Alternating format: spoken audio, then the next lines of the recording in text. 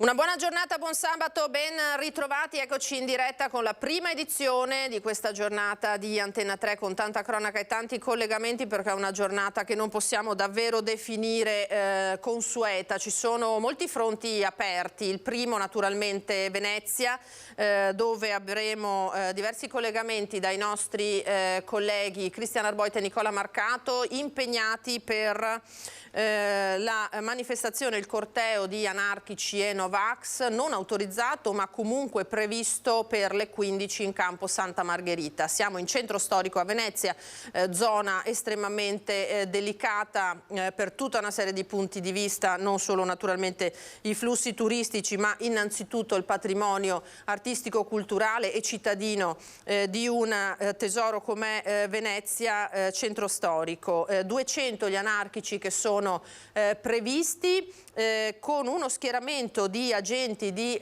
poliziotti, forze dell'ordine, carabinieri, guardia di finanza, polizia locale, chi più ne ha più ne metta, naturalmente di addirittura 700 uomini, quindi davvero una città blindata. Sappiamo che è blindata anche dal punto di vista delle ordinanze, con il sindaco Brugnaro che nei giorni scorsi ha disposto la chiusura dei plateatici e degli ambulanti, dei commercio ambulanti nella zona attorno a Campo Santa Margherita. Di questo parleremo tra pochissimo con Cristian Arboit. Il perché di questa manifestazione riguarda anche la provincia di Treviso, perché gli anarchici scendono in piazza, in strada, per dare la loro solidarietà ad Juan Antonio Fernandez Sorroque, lo spagnolo, l'anarchico spagnolo condannato già in primo grado a 28 anni di carcere per l'attentato alla sede provinciale della Lega a Villorba, quindi la sede provinciale di Treviso, nell'agosto del 2018, con 2 ordigni che solo per pure casualità non ferirono nessuno. La condanna quest'estate, martedì in aula Bunker a Mestre è previsto il processo d'appello e quindi questa manifestazione, che poi si riaggancia naturalmente, lo immaginerete, di anarchici abbiamo sentito parlare a lungo in questi mesi, si aggancia anche al dibattito sul caso di Alfredo Cospito. Forse dalla regia, dove ci sono Alessandro Granziera e Marco Gagliazzo, vediamo se siamo già pronti col primo collegamento da Venezia. Io nel frattempo vi ricordo che questa nostra prima edizione si concluderà, la prima edizione, alle 14:30, ma non la nostra diretta, perché poi proseguiremo con un'edizione straordinaria per seguire proprio i fatti di Venezia. Una Venezia in cui si respira sicuramente un'atmosfera molto particolare. Allora andiamo proprio da Cristian Arboit, che vedo collegato insieme a Nicola Marcato dalle zone in cui si raduneranno gli anarchici. Sappiamo, Cristian, che c'è anche un posto di blocco sul Ponte della Libertà per monitorare gli ingressi in città, è così? Assolutamente sì, Lina, buongiorno a te e a tutti i telespettatori di Antenna 3. Uno dei tanti posti di blocco, il primo che si vede entrando a Venezia, all'imbocco del Ponte della Libertà, forse lo vedrete anche nelle immagini. Qui si fa una prima scrematura di fatto degli accessi alla laguna.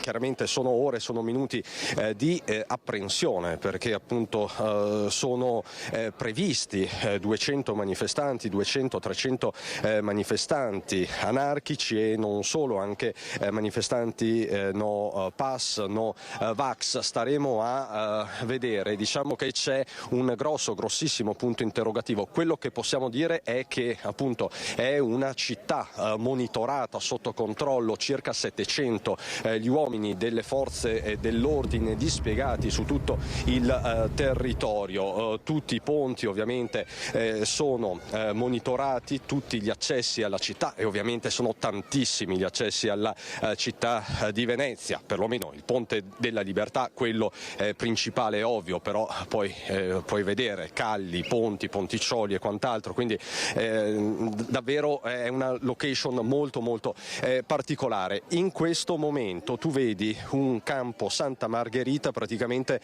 vuoto dai plateatici, perché dalle 8 di questa mattina è entrata in vigore l'ordine ordinanza del comune. La prima ordinanza del comune, sono due, che ha imposto appunto a baristi e commercianti di togliere tavolini, sedie e quant'altro, perché ovviamente sono corpi contundenti, sono pericolosi nel momento in cui c'è tensione, ci sono manifestazioni in piazza. Ovviamente l'umore dei commercianti è nero, ma nel corso di questa prima edizione vi documenteremo anche questo. Tra l'altro sono gli ultimi minuti di lavoro anche per questi commercianti ambulanti di fiori, perché appunto a mezzogiorno per loro scadeva. Voi state chiudendo e immagino che l'umore sia nero. No, abbiamo anche lavorato, pensavamo che peggio, di la verità. Per fortuna non hanno chiuso tutti gli accessi per i residenti e questo ci ha fatto lavorare. Però oggi pomeriggio non si lavora. Vabbè, chiaro. Ecco, ma che aria si respira? Che cosa prevedete per il pomeriggio? No idea, non sono in grado di dirlo perché non... 20 euro. Domandalo ai ragazzi qua che lavorano. Noi... Grazie mille. Insomma, questo fiorista sta chiudendo i battenti e ovviamente ci sono anche i vigili del fuoco. Ecco, li possiamo vedere laggiù, vigili del fuoco che si stanno occupando, penso in questo momento, di chiudere i vari cestini dell'immondizia, che in queste occasioni vengono sempre sigillati, perché è qui che molto spesso in caso di manifestazioni per l'appunto di questa matrice possono essere inseriti ovviamente degli esplosivi o comunque materiale che può ledere, che può far male. Qui con me c'è un volto notissimo, lo conoscete tutti perché è uno dei giornalisti televisivi più noti e importanti della TV italiana, Maurizio Crovato. Ciao. Maurizio Crovato, che è veneziano doc, abita qui a pochi. Amore c'è Crovato? Per il momento è tutto tranquillo. C'è molta attenzione più che altro perché in questo momento ci sono i vigili urbani, i carabinieri, la polizia e addirittura i vigili del fuoco. Non ho mai visto per questioni di servizio d'ordine mobilitati i vigili del fuoco. Ti parlo un ex vigile del fuoco. Ho visto tantissimi turisti a Venezia, tanti. La piazza, come vedete, il campo è pieno, nel senso è un po' strano vedere il sabato mattina chiuso il fruttivendolo, chiusi i negozi, adesso il fiorista va via. La pescheria chiude tra qualche attimo, il supermercato è chiuso e quasi tutti i bar hanno seguito l'ordinanza del sindaco. Per il momento è così, però le sorprese possono succedere all'ultimo secondo, ecco. Tu sei ovviamente del mestiere più di ogni altro e hai seguito i fatti di Genova 22 anni fa. Che ricordi hai? Ancora una cicatrice di un lacrimogeno lanciato ovviamente non da un poliziotto ma controlanciato da un black blockers, e lì la sorpresa fu enorme perché sembrava una grande azione di pacifisti. In realtà si erano incuneati dentro di gruppi di black blockers anarchici che in pochi secondi uscivano dal gruppo e praticamente una banca l'ho vista devastata in pochi secondi, altri negozi, e hanno fatto i danni che sono passati alla storia. Purtroppo era il 2001, i fatti di Genova. Spero che Venezia sia così, nel senso è una città con le cale strette, poche maglie.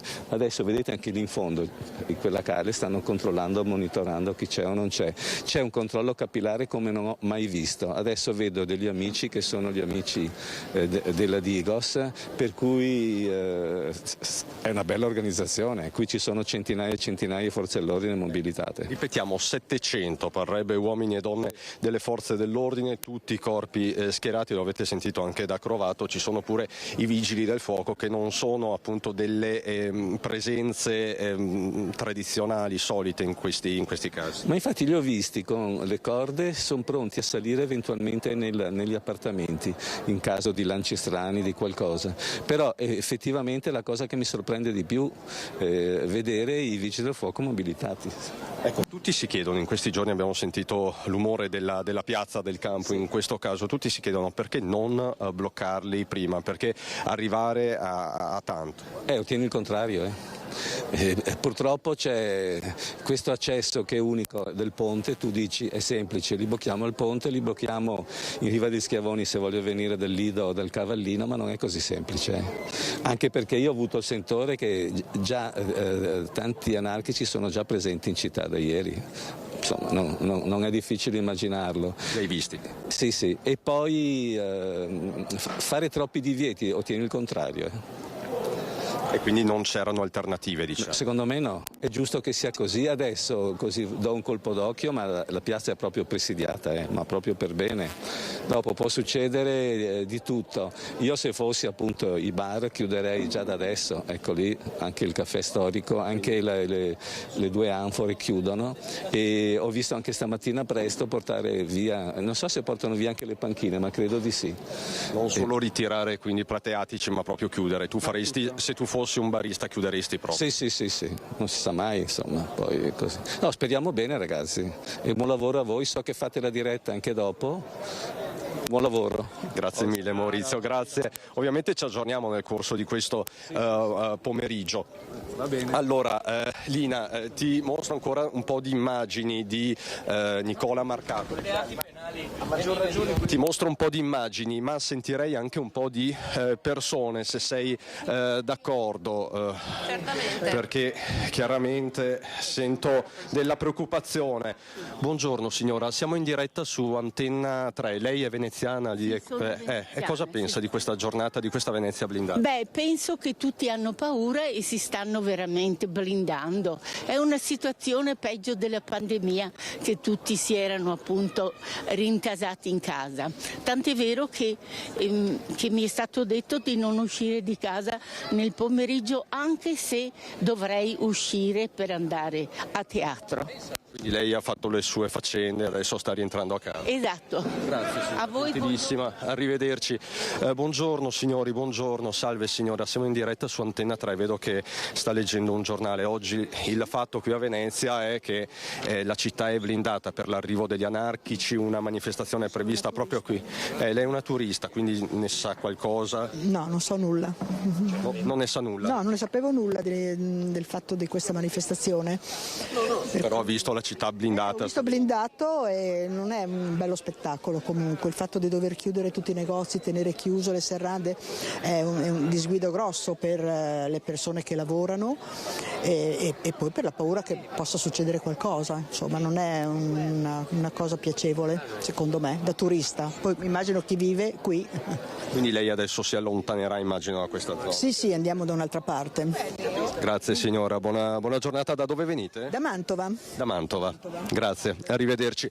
Allora Lina, facciamo così, dimmi tu che tempi hai, altrimenti ci aggiorniamo nel corso di questa prima edizione. Certamente Cristian, grazie mille. Io direi di aggiornarci, intanto vediamo l'evoluzione della situazione. Grazie per questo primo collegamento a te, a Nicola Marcato, e ricordiamo che dalle 14:30, come accennava anche il collega Maurizio Crovato, andremo in edizione straordinaria per seguire da vicino questi fatti di Venezia, che tutti, anche noi naturalmente, ci auguriamo si svolgano con i minori disordini possibili, visto anche l'apparato che è stato messo in campo. C'è diversa cronaca anche dalle altre province. Andiamo subito a Padova per riprendere l'incidente di via Eremitani. È ancora in gravi condizioni la donna travolta da un'auto fuori controllo nel primo pomeriggio di ieri. Dell'accaduto è stata naturalmente informata l'autorità giudiziaria. Io non l'ho mai visto, mi fa venire i brividi, è solo parlarne. Ma qui tutti corrono in zona pedonale. Sono ancora sotto shock i testimoni dell'incredibile incidente accaduto ieri poco dopo mezzogiorno in via Eremitani, a ridosso dell'area pedonale in pieno centro città. Erano le 12:30 quando una Fiat 500 condotta da una 57enne di Ponte San Nicolò perso il controllo del mezzo mentre faceva manovra per entrare nel garage adiacente al conservatorio Pollini. Ha prima travolto una donna di 52 anni di Noventa padovana che stava passeggiando, per finire la sua corsa contro 5 scooter parcheggiati e 8 tavolini di un bar incredibilmente vuoti. La donna ferita è tuttora ricoverata in prognosi riservata all'ospedale di Padova. Le sue condizioni restano gravi. Continuano le indagini della polizia locale che ha condotto tutti gli accertamenti. Possibile che ci sia stato un errore legato al cambio automatico. Una relazione su quanto accaduto è stata inviata all'autorità giudiziaria. Una strage potenziale a ridosso dell'area pedonale che inevitabilmente riaccende in città le polemiche sulla pericolosa convivenza tra veicoli, bici e pedoni nello stretto reticolo medievale di tutto il centro storico di Padova.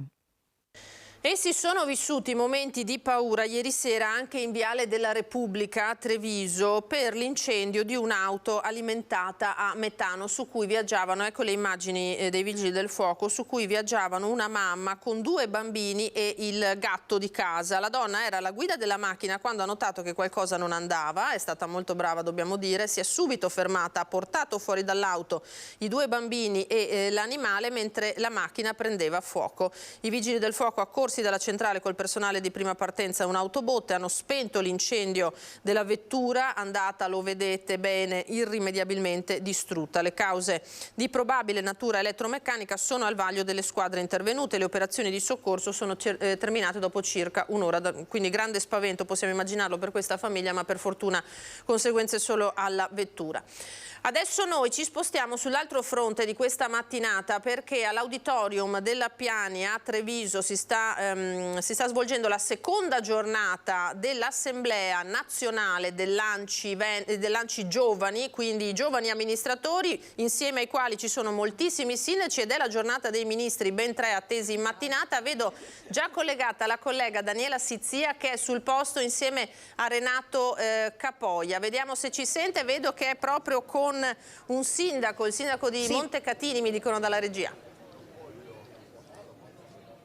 Sì, buongiorno Lina, buongiorno anche ai telespettatori. Sì, siamo qui in compagnia del sindaco di Montecatini, ma soprattutto presidente nazionale Anci Giovani, Luca Baroncini.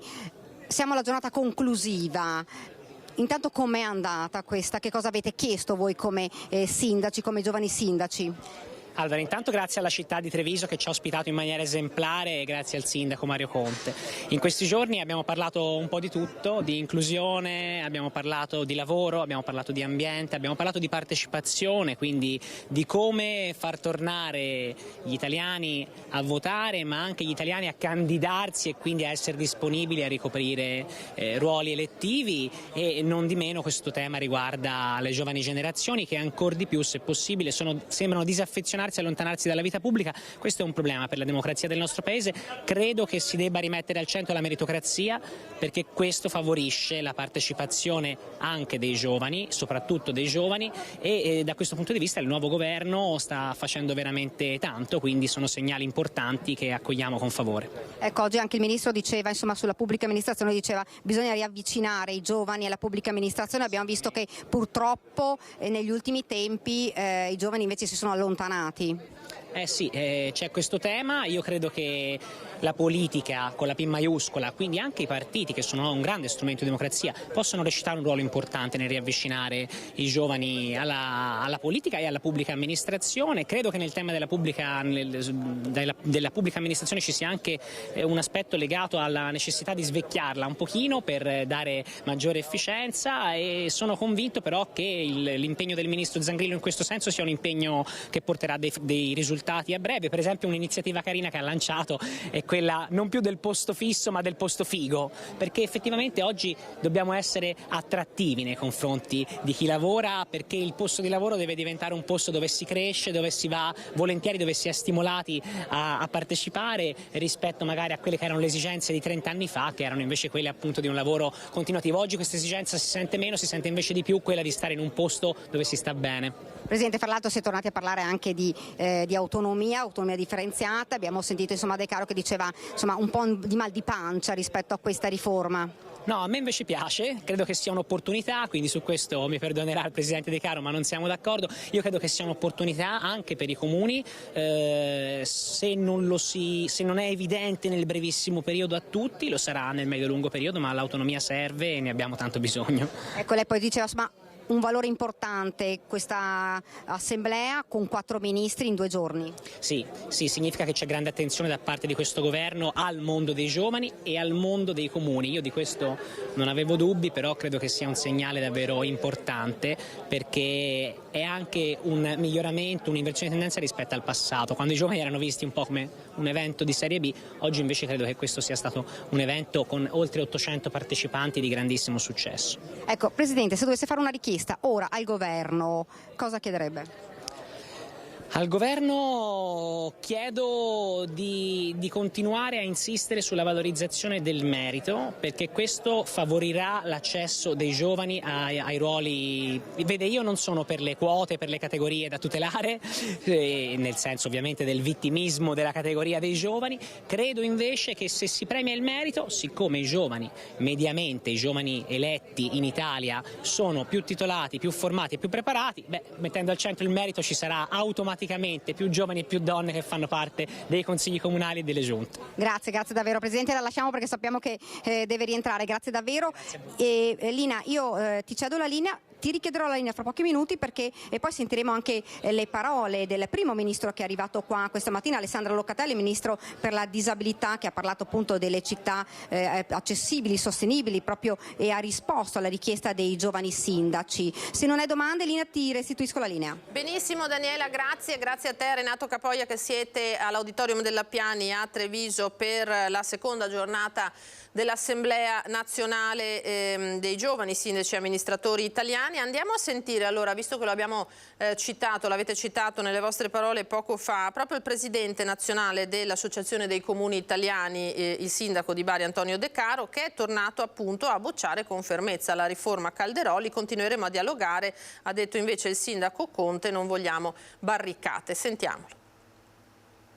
Così com'è quel disegno di legge, che non è più un disegno di legge, adesso sta andando in conversione, crea problemi ai comuni sulle funzioni, sulle attività e sul finanziamento di quelle che sono le funzioni fondamentali dei comuni. Ne ha parlato con Mario Conte? Tante volte. Nella tana del lupo autonomista Antonio De Caro, sindaco di Bari e presidente nazionale di ANCI, l'associazione dei sindaci, usa toni cortesi ma niente affatto diplomatici sulla riforma Calderoli, pronta ad approdare alle Camere a poco più di 24 ore dalla firma del Capo dello Stato. A Treviso, per l'Assemblea Nazionale dei Giovani Amministratori, per la prima volta in Veneto, De Caro gioca a carte scoperte. Mario è per l'autonomia differenziata, io sono sempre stato contrario, ma non è una posizione politica, ero contrario quando Gentiloni della mia parte politica firmava le preintese con 3 presidenti di regione, ero contrario quando la mia parte politica faceva la modifica del titolo quinto della Costituzione. È la mia posizione, che è diversa dalla posizione di tanti sindaci del nord del nostro paese, anche sindaci del mio partito. Quindi sarà una lunga battaglia? Sarà, credo, un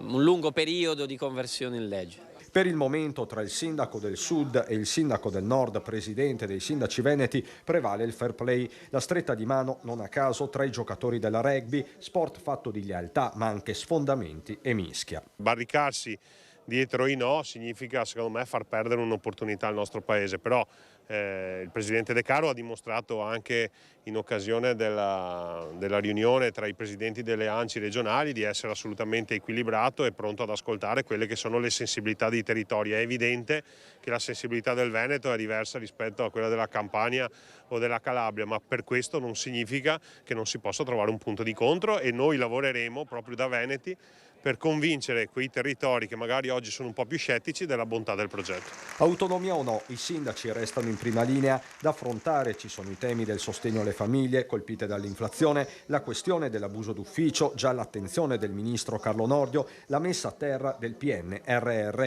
preoccupazione comune a tutti i primi cittadini. Abbiamo una difficoltà per quanto riguarda le assunzioni per dare risposta al PNRR, i piccoli comuni hanno problemi con i segretari comunali, però soprattutto noi giovani amministratori abbiamo le difficoltà che in primis, oltre a risolvere i problemi, dobbiamo far valere ovviamente il nostro valore, il fatto che ci siamo ed esistiamo.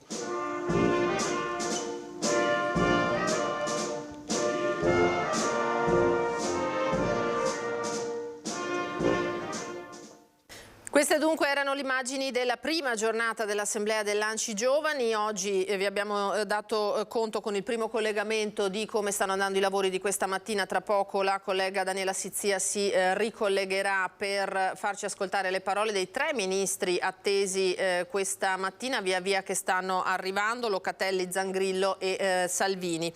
Andiamo nel sito del Corriere del Veneto per vedere quali sono le principali notizie pubblicate online questa mattina. Naturalmente si parte dagli anarchici e Novax in corteo. Venezia blindata, le scuole addirittura chiudono prima, quindi tutti i dispositivi di sicurezza che si è potuto mettere in atto sono stati presi da forze dell'ordine e amministrazione comunale per cercare di limitare al massimo i danni. Sul tuffo in acqua dal tetto di un palazzo di 3 piani, un video che è diventato virale, vi proporrò più tardi un servizio perché avremo degli ospiti che commenteranno anche queste forme di degrado che riguardano la città. Nella seconda parte di questa nostra prima edizione parleremo proprio con dei veneziani doc di quella che è la situazione in città, rimanendo naturalmente collegati per la manifestazione degli anarchici.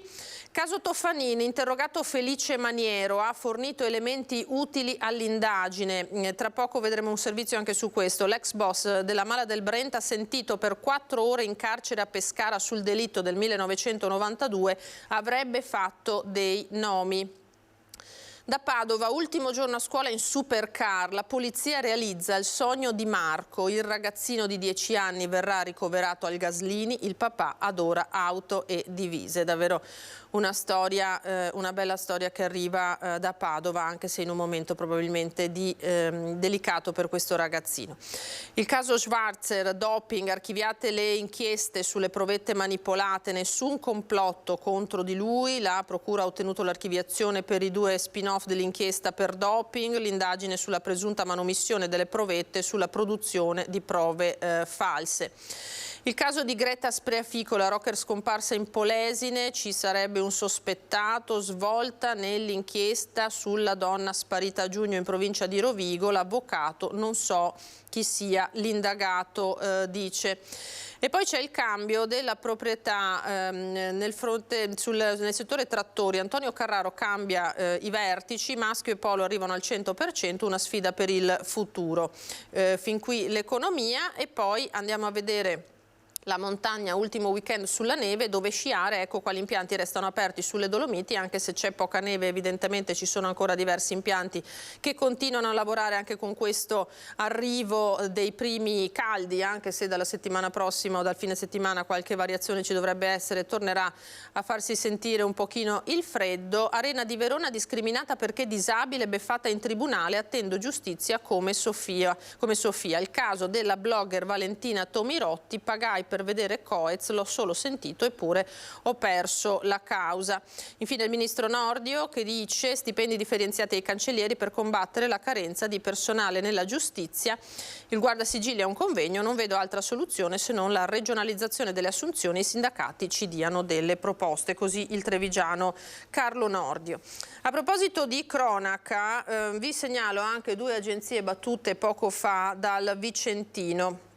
Il caso di un laboratorio di droga scoperto appunto nel territorio vicentino, un laboratorio abusivo nel quale sono stati ritrovati quasi 10 kg di marijuana. È stato scoperto dal nucleo investigativo dei Carabinieri di Vicenza, che hanno arrestato un cittadino italiano di 48 anni, finito in manette e poi trasferito nella casa circondariale Berica.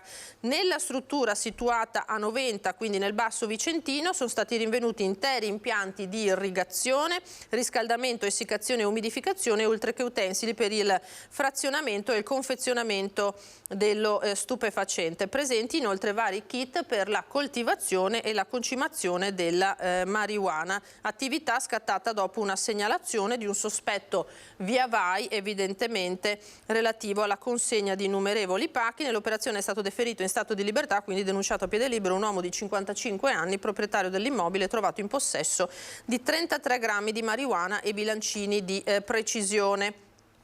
Sempre da Vicenza ci sono 3 denunce per istigazione a delinquere e porto d'armi da parte dei carabinieri. Siamo a Schio, in questo caso 3 persone denunciate per i reati che vi ho citato in questo momento. L'indagine dei carabinieri era partita a ottobre dopo la diffusione via web di un video di un gruppo trap che ritraeva alcuni giovani che ostentavano sostanze stupefacenti e armi.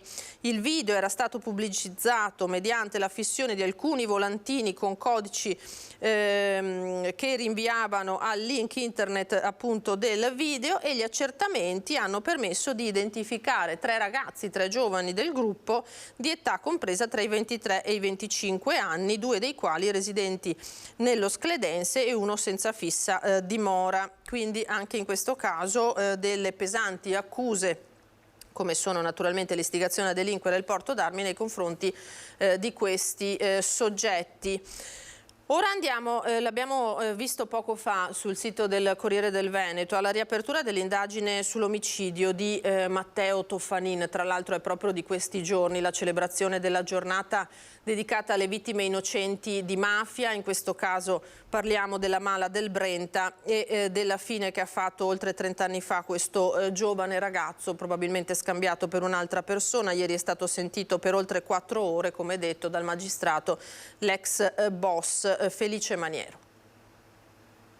Un faccia a faccia durato oltre 4 ore, quello tra Roberto D'Angelo, magistrato della Procura di Padova, e Felice Maniero, l'ex boss della Mala del Brenta in carcere a Pescara, nell'ambito dell'indagine riaperta dopo oltre 30 anni sulla morte di Matteo Toffanin, il 23enne ucciso la sera del 3 maggio 1992 alla Guizza, mentre rincasava con la fidanzata Cristina Marcadella.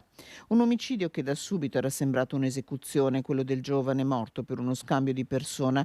Nel mirino dei killer c'era probabilmente Marino Bonaldo, oggi 70enne, soggetto che gravitava nel mondo della mala. 2 per ora le persone indagate per omicidio volontario: Andrea Batacchi in carcere e Sergio Favaretto, attualmente a piede libero. L'ex boss, noto con il nome di Faccia d'Angelo, è stato sentito in carcere a Pescara, dove sta scontando una condanna a 4 anni per maltrattamenti nei confronti della compagna. Qui ha fornito il magistrato informazioni utili ricostruendo i dettagli del contesto in cui sarebbe maturato l'omicidio costato la vita a un innocente. Fin qui l'ampia pagina di cronaca, torneremo con altra cronaca ancora tra pochissimo. Adesso ci fermiamo per qualche istante e linea alla regia.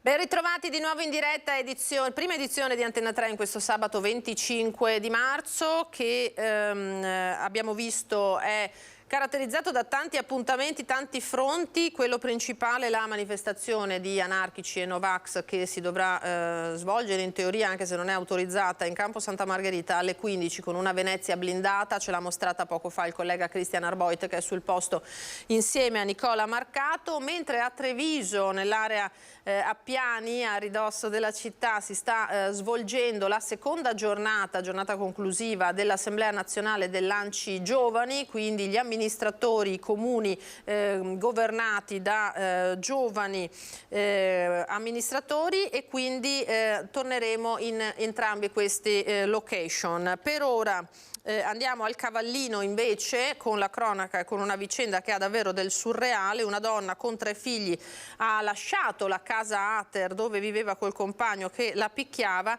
e si è vista notificare l'atto di decadenza dell'assegnazione dell'alloggio popolare. 38 anni, mamma di 3 figli, ha ottenuto una casa Ater con il compagno, padre di 2, a Cavallino Tre Porti, di cui è intestataria.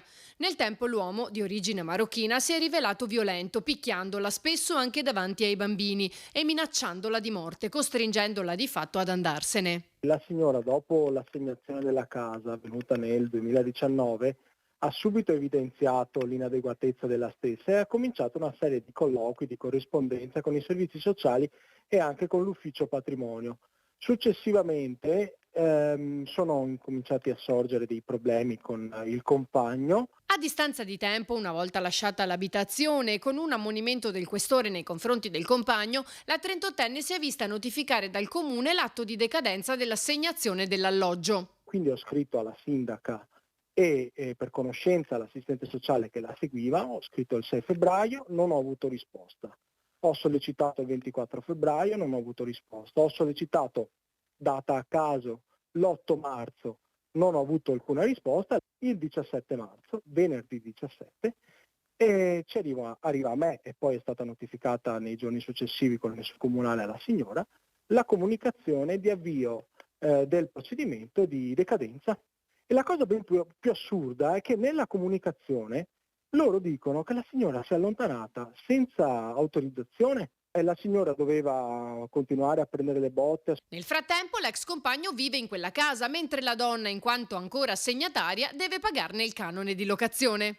Se lei volesse rientrare dovrebbe dimostrare di riconciliarsi col compagno. Dopo aver avuto l'alloggio, la signora non si è più messa in contatto con il servizio e non ha avvisato il servizio che avrebbe per motivi legittimi lasciato l'alloggio, e lei ha preso, se n'è andata via e se n'è proprio senza avvisare nessuno. Lei avrebbe dovuto, e spero lo faccia, andare davanti al giudice e chiedere l'assegnazione di quell'alloggio lì. Dalle 14.30, ve lo ricordo, edizione straordinaria per seguire la manifestazione degli anarchici a Venezia. Si sta preparando la città, blindandosi di fatto. Vedo di nuovo collegato in diretta il nostro Christian Arboit sul posto insieme a Nicola Marcato. A te, Christian. Sì, Lina, una situazione in costante evoluzione, monitorata da centinaia di rappresentanti delle forze dell'ordine, una presenza molto discreta ma che si nota, non può passare inosservata. Sono centinaia per l'appunto le donne e gli uomini della Guardia di Finanza, dei Carabinieri, della Polizia, ci sono anche tanti vigili del fuoco, una particolarità. Adesso quasi paradossalmente non vedete nessuno, ma come ci diceva prima il giornalista Maurizio Crovato, lo stanno tutti monitorando con estrema discrezione. È il momento degli uomini della Digos in Borghese, alcuni li abbiamo riconosciuti, ovviamente non ci mettiamo a filmarli per evidenti ragioni. Ci sono tanti ragazzi, quelli che rimangono, che stanno facendo lo spritz, sostanzialmente è l'ora dello spritz, è un giorno pre-festivo, è un sabato, il classico sabato veneziano. Ragazzi, buongiorno, posso disturbarvi? Ecco, voi state brindando insomma lo spritz, immancabile spritz, ma insomma è una Venezia molto particolare quella di oggi, è una Venezia strana. Ma onestamente noi non sapevamo di questa manifestazione, non ce ne eravamo accorti fino a che abbiamo visto un po' di polizia in assetto antisommossa, però per adesso mi sembra una giornata tranquilla, non abbiamo percepito questa cosa. Voi studiate, lavorate qua? No, lavoriamo a Bologna, siamo venuti qua a fare un giro oggi. Quindi era una gita questa, una gita quella di oggi? Sì, esatto, una gita di piacere. Quindi voi non ne sapevate nulla, lo avete capito questa mattina, adesso cosa farete? Vi muoverete da questo quadrante, andrete altrove? Ma penso di sì, perché comunque siamo in giro, adesso non so a che ora deve iniziare tutto, però sì, penso che comunque siamo in giro e ci muoveremo, non so dove ancora. Una manifestazione di anarchici, cosa c'è da augurarsi, cosa c'è da sperare? Bah, che non succeda nulla, insomma, che non rovina la città, meravigliosa. No, sì, non so neanche per cosa stiano manifestando onestamente, quindi faccio fatica a esprimere un'opinione. Grazie mille, buona giornata ragazzi, grazie davvero. Vedo anche, facciamo un salto generazionale, come vedete ci sono anche degli addii al celibato e quindi insomma la vita in qualche modo va avanti chiaramente. Insomma, voi siete qui, sapete che c'è una manifestazione degli anarchici nel pomeriggio. Giusto. Insomma, mica tanto, però... No, giusto nel senso che sappiamo che c'è questa manifestazione che creerà un po' di disagio qui a Venezia.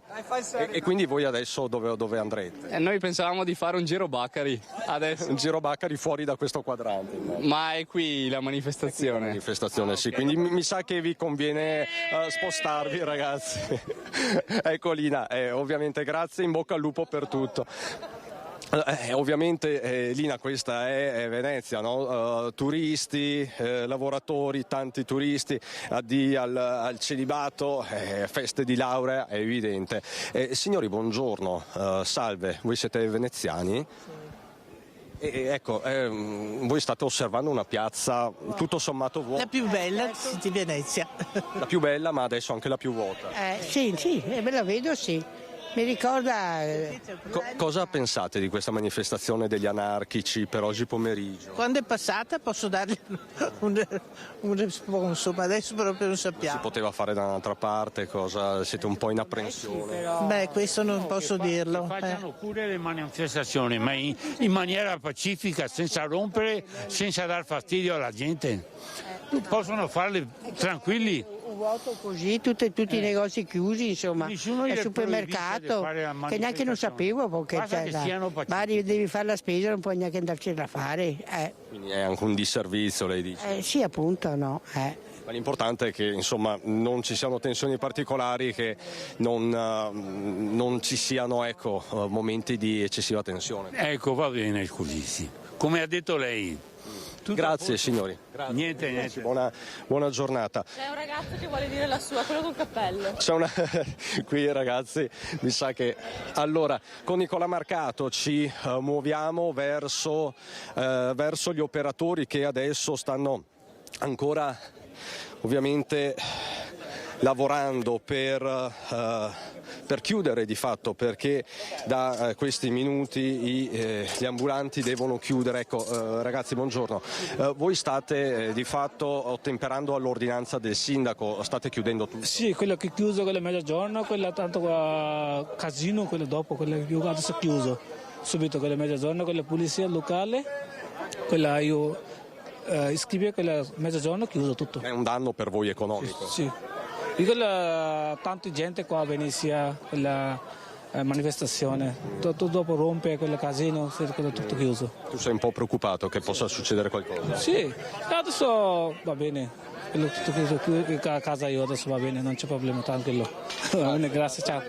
Grazie, buon lavoro anche a questi venditori ambulanti. Come vedi, come vi dicevo, Nicola Marcato sta riprendendo ovviamente come sempre. Lo spritz, va avanti il rito irrinunciabile dello spritz. Questo bar è aperto, i titolari sono indaffarati, forse questo bar sta chiudendo perché lo vedo un po' più vuoto, perché tanti stanno decidendo per l'appunto di chiudere Lina, anche se l'ordinanza del sindaco non dice di chiudere, fondamentalmente dice di ritirare i tavolini, le sedie, i plateatici, però appunto tanti li ritirano all'interno del locale e all'interno del locale non c'è spazio, non c'è posto nemmeno per fare il minimo indispensabile sostanzialmente. Ecco, entriamo in questo bar e vedo il titolare, vediamo, o comunque... Buongiorno, salve. Solo un attimo che finiamo l'operazione, poi disturbiamo questo esercente per capire insomma cosa si prevede e qual è l'umore anche di questi operatori veneziani che devono in qualche modo chiudere o ridimensionare la loro attività in un sabato primaverile, una bella temperatura, un bel sole, una Venezia che si presenta nel migliore dei modi. Ecco, ti chiedo, siamo in diretta su Antenna 3, com'è la situazione? Voi state chiudendo, avete intenzione di chiudere? Allora, fin quando avremo la possibilità di lavorare, continueremo a lavorare. Non appena avremo direttive e magari si sta scaldando troppo, allora chiudiamo. Però la giornata sicuramente è compromessa. Già ieri sera abbiamo lavorato pochissimo perché si è creata un po' una sorta di, non dico allarmismo, però chi va là a non venire in campo Santa Margherita, e speriamo che vada tutto bene. Cosa pensi di questa manifestazione? Ognuno è libero di manifestare ciò che vuole, però bisogna sapere manifestare. Cioè non te la puoi prendere con attività commerciali e gente che non c'entra niente. se vuoi manifestare, ci sono tanti tipi di manifestare, la violenza non è un modo concepibile. Voi, finché la situazione rimarrà tranquilla, continuerete a tenere aperto? Cioè, si guardi, è come se fossimo chiusi, è un sabato e onestamente non stiamo lavorando, siamo aperti soltanto perché per controllare il bar, solo per questo. Perché come ti dicevo, Lina, ecco, questo è un po' lo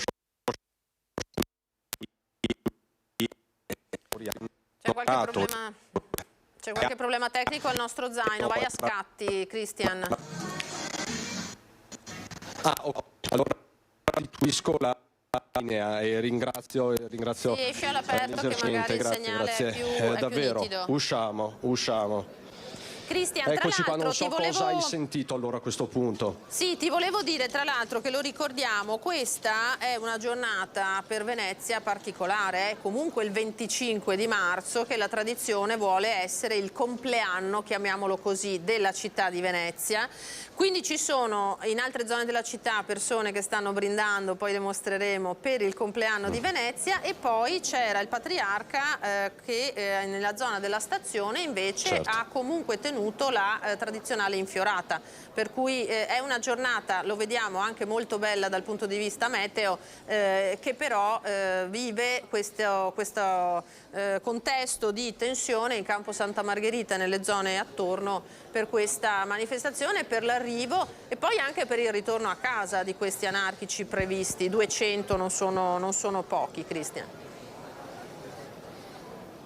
Assolutamente, Lina, e tra l'altro le ordinanze rimarranno in vigore perlomeno fino alla mezzanotte o comunque fino alla cessata emergenza. C'è scritto proprio testualmente nell'ordinanza diramata dal sindaco Luigi Brugnaro. In realtà, ti ripeto, sono due le ordinanze, una che di fatto ha impresso un giro di vita alle attività commerciali, facendole chiaramente chiudere, quelle ambulanti o nel caso dei bar, come hai visto, ritirare i plateatici, anche se tanti stanno preferendo di fatto di chiudere per evitare qualsiasi tipo di problema. E poi c'è un'altra ordinanza che è stata emanata nella giornata di ieri, sempre dal sindaco Brugnaro, che impedisce di fatto il trasporto in questo quadrante, quindi Campo Santa Margherita e un po' tutto Dorsoduro, di trasportare di fatto bottigliette d'acqua, liquidi, sostanze che potrebbero essere in qualche modo infiammabili, o comunque anche le stesse bottigliette sono dei corpi che nel caso di tensioni possono diventare contundenti. Quindi è chiaro che ci sono queste due ordinanze operative. Tanti turisti che stiamo incontrando ne sanno poco o nulla, ma è ovviamente normale anche questo. Quando uno decide di godersi una giornata a Venezia, parte, prende il treno, tanti sono arrivati qui e hanno visto per l'appunto fin dal ponte di Calatrava o dal ponte della Libertà questa città per l'appunto presidiata. Ti farei fare un altro giro, vediamo anche questi ragazzi. Buongiorno ragazzi. Buongiorno. Voi siete italiani? Assolutamente sì. Qui di Venezia, di dove siete? Siamo io Piacenza. Trentino, quindi. Ecco, sapete che oggi c'è una manifestazione degli anarchici, la città è blindata, avete notato qualcosa? In realtà ci stavamo domandando cosa sta succedendo, però non lo sapevamo, perché appunto non vivendo a Venezia non sapevamo di questa cosa. Ecco, diciamo che sullo sfondo ci sono diverse vicende, su tutte quella di Alfredo Cospito, è una manifestazione di anarchici, insomma, in un momento un po' delicato, quindi immagino che vi sposterete da questa zona perlomeno. Probabilmente sì, dopo aver scoperto queste ultime news, sì. Grazie, buona giornata. Ecco, per l'appunto, come ti dicevo, tanti turisti non sono informati, ma è un po' anche nella logica delle cose. Buongiorno ragazze, siamo in diretta su Antenna 3, siete veneziane? Vi posso dire che siamo turisti. Siete turiste, sapete che oggi pomeriggio qui ci sarà una manifestazione degli anarchici, ecco, cosa ne pensate? Non abbiamo al momento visto niente di particolare, se non le forze dell'ordine. Di particolare, se non le forze dell'ordine, tutti i bar che non possono aprire anche all'aperto e devono fare solamente da sport tutti, insomma, gli abbeveraggi. Insomma, questo si nota e si nota. Nessun disagio per il momento, aspettiamo oggi pomeriggio. Ecco, grazie davvero ragazze. Quindi insomma il clima tutto sommato è ilare in questo momento, perché per l'appunto come hai ben visto Lina, ci sono degli addii al celibato, ci sono delle feste studentesche, insomma la classica fotografia veneziana in un campo Santa Margherita vuoto. Ecco, questo negozio ha deciso di chiudere i battenti. Vedo la titolare, vediamo se riusciamo a disturbarla. Buongiorno signora, siamo in diretta su Antenna 3. Lei ha deciso di chiudere. Non ho deciso, mi hanno costretto. Io avrei tenuto aperto. Lei avrebbe tenuto aperto. Sì. Cosa ne pensa di questa manifestazione? Penso che sia inutile seminare il terrore quando insomma non sai ancora neanche cosa deve venire, no? Saranno forse 4 gatti, forse faranno taffarugli, ma intanto semini paura. Quindi lei dice troppo allarmismo, forse quelle ordinanze non dovevano essere fatte? No, dico semplicemente si possono comunicare le cose anche facendo meno paura. Ecco. Lei dice insomma è tutto in evoluzione, staremo a vedere cosa accade. Sì. Grazie. Signora, ecco, Lina, io ti lascerei con questa testimonianza di questa signora che sta per l'appunto chiudendo i battenti, lo potete vedere, insomma, chiuso, e questo è uno dei tanti negozi, una delle decine di negozi che terranno chiuse oggi pomeriggio, un po' in virtù dell'ordinanza, un po' per precauzione. Ovviamente ognuno ha le proprie motivazioni, però vedi che su questo quadrante, soprattutto della piazza dove ci sono anche i supermercati utilizzati dai residenti di Venezia, su questo quadrante dove non ci sono bar aperti, non ci sono i luoghi tipici della movida veneziana, la piazza si sta svuotando. Quindi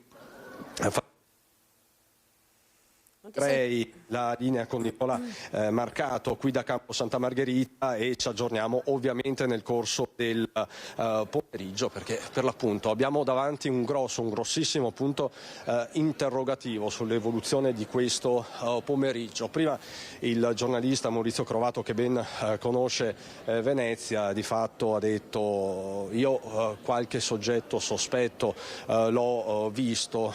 Prima un signore che non vuole essere intervistato mi ha detto ho visto un po' di gente strana nella giornata di ieri, quindi alla chetichella, magari non in gruppo, qualcuno potrebbe oggettivamente arrivare qui in Campo Santa Margherita.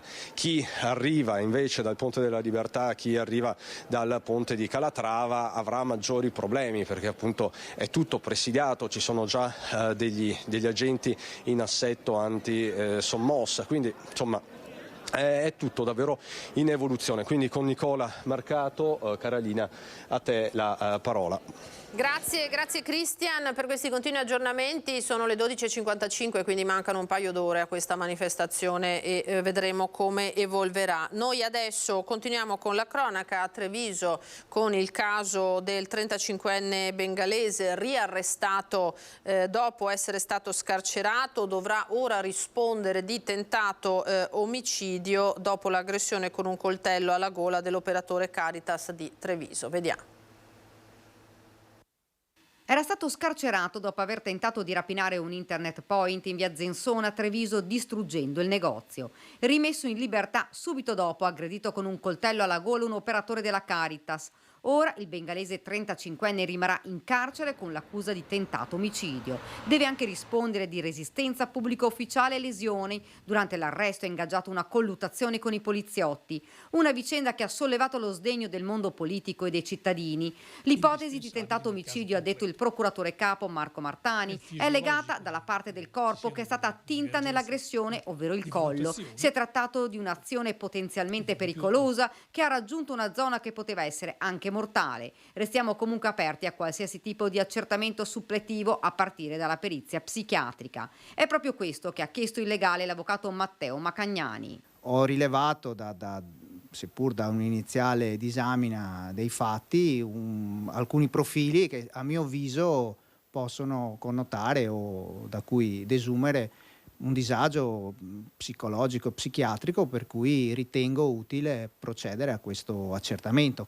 Io ho chiesto appunto questa perizia sulla capacità di intendere al momento dei fatti e sulla pericolosità sociale in incidente probatorio. Durante l'interrogatorio di garanzia il 35enne si è avvalso della facoltà di non rispondere, ma avrebbe raccontato al suo legale la vita di stenti di questi 7 anni da quando è arrivato in Italia. Aveva chiesto più volte lo status di rifugiato, non solo. E lui dice che erano 3 anni che appunto sopravviveva alla Caritas e dormendo per strada.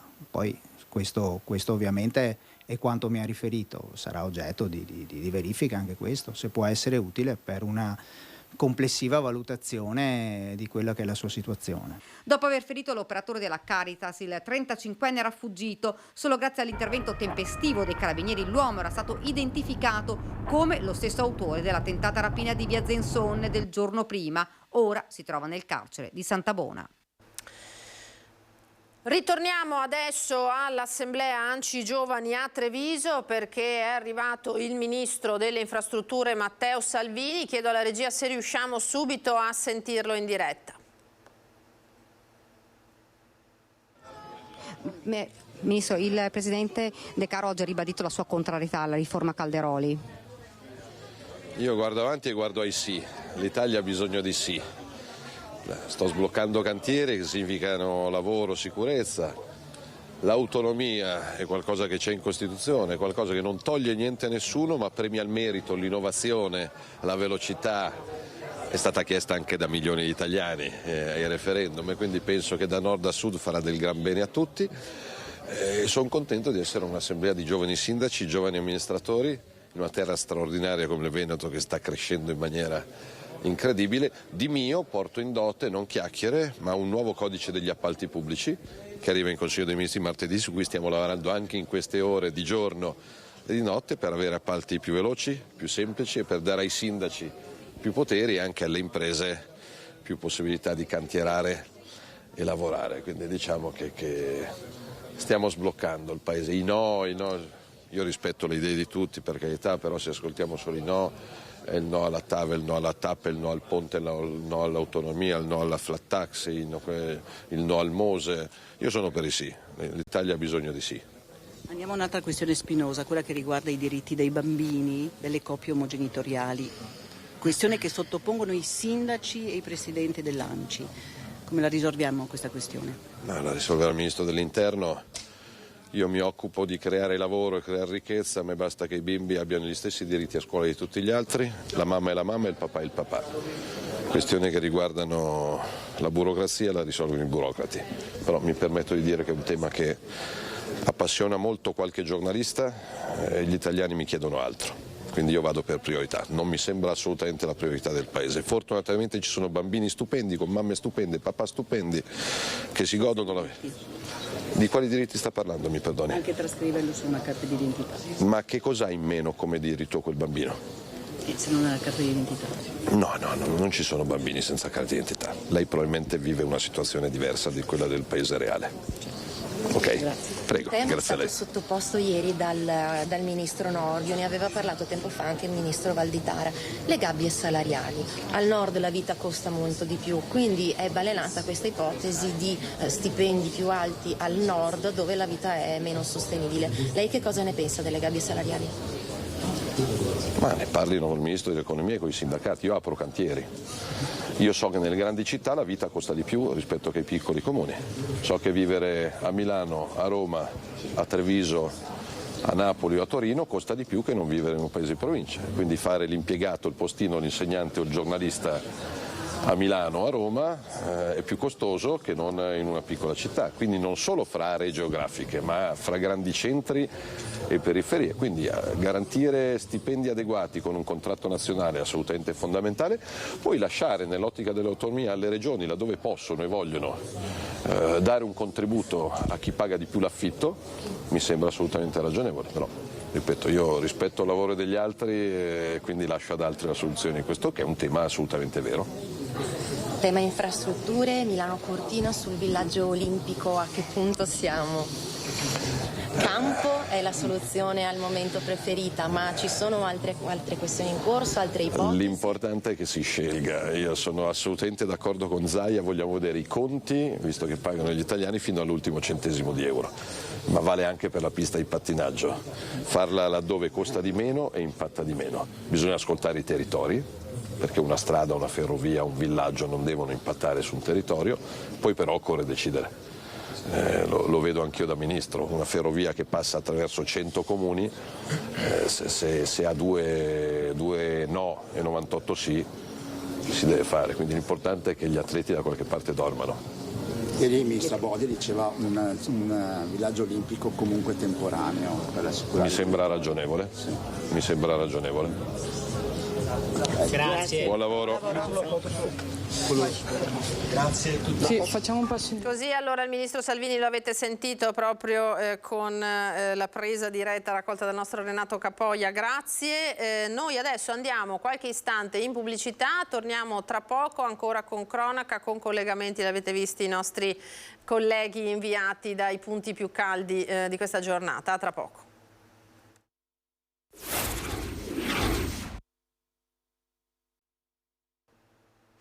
Eccoci di nuovo in diretta con la prima edizione di quest'oggi. Vediamo collegata subito dall'Assemblea dell'Anci Giovani Daniela Sizia in diretta con Renato Capoia. A te la linea, Daniela. Sì, buongiorno Lina, siamo ancora qui e adesso in compagnia del vice sindaco di Meolo, Giulia Vio. Buongiorno intanto. Buongiorno a voi, grazie, è una giornata meravigliosa, stiamo chiudendo questa 2 giorni qui a Treviso, è stata molto importante per noi giovani amministratori, un'assemblea partecipatissima di tanti ministri ai quali... Che effetto fa vedere tutti questi sindaci giovanissimi? Allora, per noi è una gioia immensa, perché poi pensiamo anche ai 2 anni e mezzo di Covid che insomma non abbiamo più potuto incontrarci. È stata l'assemblea dei record, più di 800 giovani amministratori arrivati da tutta Italia, hanno riempito Treviso, hanno dato valore al nostro Veneto, quindi non possiamo che esserne felicissimi. Ecco, fra temi quello delle donne e la politica. Sì. Allora, io ho portato nel panel Giovani e Lavoro proprio questa percentuale, soltanto il 14,5% è sindaco donna. Ho portato un po' all'attenzione dei ministri questo tema perché ho detto, io da giovane professionista non mi sento di pormi al bivio tra la mia professione e fare ciò che più amo, stare nel mio paese, stare con i giovani, guardare i numeri, perché sono assessore al bilancio, per cui insomma veniamo anche fuori da degli anni molto particolari, dal caro energia, da tematiche veramente importanti, però abbiamo detto non metteteci a questo bivio perché noi vogliamo avere la possibilità di fare entrambe le cose, quindi ovviamente il concetto anche della parità di genere, su cui insomma avremo molto su cui lavorare, però devo dire che abbiamo lanciato tanti messaggi a cui però abbiamo già avuto delle risposte importanti. Ecco, lo dicevo prima, insomma 4 ministri in 2 giorni, insomma è un grande successo questo. Sì, assolutamente, diciamo che c'è stato un lavoro molto importante fatto da ANCI, ma soprattutto dal nostro coordinatore di ANCI Veneto, Roberto Vazzarello, che insomma è riuscito con il coordinatore nazionale Baroncini veramente a portare all'attenzione dei ministri molto importanti, delle tematiche estremamente di valore a cui noi ci tenevamo veramente tanto, quindi veramente non sapremo come concludere questa 2 giorni per dire anche e soprattutto grazie, perché essere ascoltati non è cosa da poco. Ecco, 3 temi importanti, quello dell'accessibilità, quello della sostenibilità, lo avete chiesto a gran voce voi giovani sindaci? Sì, noi abbiamo chiesto soprattutto anche quel concetto del superamento delle barriere architettoniche, che è un argomento veramente che è sempre molto in auge in questo momento. Si parla sempre di città sempre più accessibili, delle smart city, ma noi effettivamente vogliamo che il nostro paese, le nostre città siano veramente a portata di tutti, dal giovane all'anziano soprattutto, perché anche questo è un tema che nonostante noi siamo molto giovani ma abbiamo una sensibilità verso queste tematiche molto importante. Ecco, e proprio di questo abbiamo parlato con il ministro per le disabilità Alessandro Locatelli, quindi sentiamo le sue parole e poi torniamo di nuovo qui. Locatelli.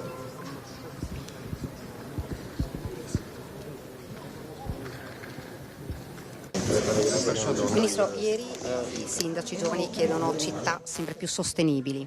Certo, sostenibili io direi anche dal punto di vista sociale. Io credo che dobbiamo iniziare a cambiare il punto di vista, immaginarci città appunto e comuni sostenibili per le persone, cioè il cambio di prospettiva deve essere quello di guardare le persone come un investimento per il futuro di tutti, cioè vedere in ogni persona una risorsa, un talento, una competenza e dare quelle occasioni che tante volte vengono negate. Io credo che insieme, soprattutto ai sindaci giovani, possiamo fare tanta strada e immaginarci il nostro territorio, i nostri comuni sempre più accessibili dal punto di vista appunto fisico, ma anche della comunicazione, dell'informazione, del turismo, della cultura, un vero investimento in tutti i sensi, nella persona in cui crediamo. E come lo traduciamo nei fatti? Nei fatti lo traduciamo a volte invertendo un po' le priorità. Io dico ci sono anche cose molto semplici. Per esempio quando parliamo di inclusione lavorativa è vero che nel pubblico e privato abbiamo delle leggi, ma credo che sia altrettanto importante e sensato immaginare dei percorsi di collaborazione con per esempio cooperative e associazioni che fanno inclusione lavorativa, magari per destinare dei pezzettini di lavoro che possono essere l'archiviazione, la digitalizzazione dei documenti, il verde pubblico. Ecco, iniziare dei percorsi. Il terzo settore è fondamentale, bisogna lavorare insieme. Forse c'è il tema delle risorse che mancano. Che il tema delle risorse è importantissimo. Anch'io ho fatto l'amministratore comunale e capisco benissimo le difficoltà. Da questo punto di vista sicuramente le risorse per quanto riguarda i sostegni, la scolastica, l'educativa, il trasporto, supporto alle strutture sono fondamentali, però ci sono anche queste possibilità di investire sugli altri in altri modi. Secondo lei c'è ancora molta strada da fare? Sì, c'è ancora tanta strada da fare, però questo è un momento storico, economico e culturale da cogliere. È strategico, un po' perché c'è il PNRR, un po' perché noi metteremo a terra a breve la legge delega con i decreti attuativi, un po' perché veramente credo che questo sia un momento in cui abbiamo una grande spinta. Io vedo anche nel mondo del privato l'attenzione a voler guardare oltre e a vedere nelle persone davvero una risorsa sulla quale investire. Certo che quando leggo sui giornali dei fatti di cronaca come quello del ragazzino allontanato dall'hotel, piuttosto che della ragazza che non è stata ammessa agli esami di maturità, piuttosto che ieri la ragazza non vedente che col suo cane non può rimanere in un appartamento, ecco, questo mi sembra un passo indietro, nemmeno rimanere fermi. Giulia, ha detto il Ministro, questo è un momento importante, storico, culturale da cogliere. Sì, mi trovo d'accordo nel senso che oggi abbiamo, come del resto ieri, avuto la possibilità di essere molto ascoltati e questo non è un aspetto da poco. Ieri infatti parlando ovviamente anche del ruolo delle giovani amministratrici, forse molto probabilmente questo è anche il momento per portare a gran voce le richieste di vedere un sistema sempre più inclusivo, di cercare di superare anche quel divario tra nord e sud, perché ovviamente anche quando ci chiedono un po' di portare le esperienze dei nostri comuni, io ammetto che insomma nel mio comune siamo una realtà comunque molto fortunata nonostante tutto. Il Veneto è una regione sana, forte, siamo sempre stati considerati la locomotrice di tutto il nord Italia, per cui anche in questo ruolo abbiamo anche analizzato una percentuale ad esempio delle giovani donne che sono a capo di società UNCDA, siamo ancora troppo bassi, stiamo parlando appena del 13%, un dato tra l'altro molto attuale estrapolato dall'ordine dei commercialisti di Treviso. Quindi io penso che questa assemblea abbia lanciato dei messaggi molto importanti ai ministri, sono certa che loro si siano portati a casa un bagaglio di esperienze molto importanti ed è assolutamente il momento di unire le forze, lavorare insieme e portare a casa dei risultati molto pratici e concreti. Ecco, la domanda te la stavo per fare adesso, era che prima di concludere questo collegamento era che cosa ti porti a casa dopo questi 2 giorni? Allora, innanzitutto mi porto a casa il concetto della fortuna, siamo veramente fortunati, siamo degli amministratori che amiamo i nostri comuni e abbiamo forse ancora più quella voglia e quell'energia di portare tutto quello che abbiamo appreso in questi 2 giorni nelle nostre realtà, far conoscere ai nostri ragazzi quanto stiamo facendo ed avvicinarli sempre di più al mondo della politica, perché al di là insomma delle criticità, degli aspetti, amministrare è veramente una missione e un più bel mestiere, assolutamente. Grazie davvero Giulia, grazie. Lina, se non hai domande ti restituisco la linea. Perfetto Daniela, grazie mille, in attesa poi di sentire anche il ministro Zangrillo. Noi proseguiamo con la cronaca. E andiamo a vedere le immagini davvero impressionanti, vediamo se la regia è in grado di proporcele, eccole qua, le immagini dell'inseguimento che è avvenuto lungo la Feltrina l'altro giorno. Siamo in territorio di Treviso, tra Paese e Treviso, con questo 27enne trevigiano, lo vedete, inseguito dai carabinieri che stanno realizzando appunto questo video. Per sfuggire a un controllo si è messo a correre ad alta velocità, l'avete visto, ha appena evitato quest'auto che usciva da una laterale, poi va a schiantarsi contro una tabaccheria, tenta di nuovo di mettersi in strada e lì viene bloccato. Questo 27enne che era al volante di una vettura rubata in mattinata e all'interno della quale erano stati trovati anche arnesi atti allo scasso, quindi evidentemente aveva tutta l'intenzione di compiere qualche scorribanda, è incappato in un controllo dei carabinieri, è scappato, si è messo a fuggire a folle velocità, lo vedete, su una strada estremamente trafficata in pieno giorno, per evitare una vettura che per fortuna ha evitato, perché non osiamo immaginare cosa sarebbe successo se fosse finito contro questa macchina che usciva da una laterale, davvero sarebbe stato terribile. E poi per evitare ha compiuto una sbandata ad alta velocità, è finito contro la tabaccheria. Adesso questo personaggio rimarrà agli arresti domiciliari perché naturalmente l'arresto è stato convalidato e le accuse per lui sono resistenza, ricettazione e danneggiamento. Fin qui appunto questo video davvero impressionante. Adesso parliamo invece di borseggiatrici e ladre in carcere anche se incinte. Duro lo scontro tra maggioranza di governo e Partito Democratico su questo tema e noi, sempre a Treviso, abbiamo sentito il parere dei cittadini. Penso che sia anche giusto, perché se no approfitta troppo. Questo è il mio modesto parere. Lei invece cosa ne pensa? A me dispiace molto perché quando si tratta di bambini e di donne incinta chiaramente c'è una sensibilità diversa, però credo che qui siamo arrivati veramente al limite, credo che queste donne sfruttino questa situazione, quindi da un lato mi rammarico di dire che sono d'accordo. Sono d'accordo, devono stare in galera, chi ruba sta dentro. Sono cittadini come gli altri, hanno commesso un furto, hanno commesso qualcosa che è penabile, vanno dentro per me. Anche se sono incinta? Perché no? Il bambino, tranne quando avrà il bambino piccolo, lì avremo altre problematiche, ma finché è incinta perché no? Sono problemi difficili da risolvere completamente. È difficile proprio da dare. Lei non ha un'opinione sua? Sì, un'opinione mia, anch'io la lascerei, però sono incinta, non possono stare in galera purtroppo e quindi ne approfittano di questa situazione. Guardi, io su questo non intervengo neanche perché ci vogliono delle riflessioni più serie, però non sono d'accordo con la Lega.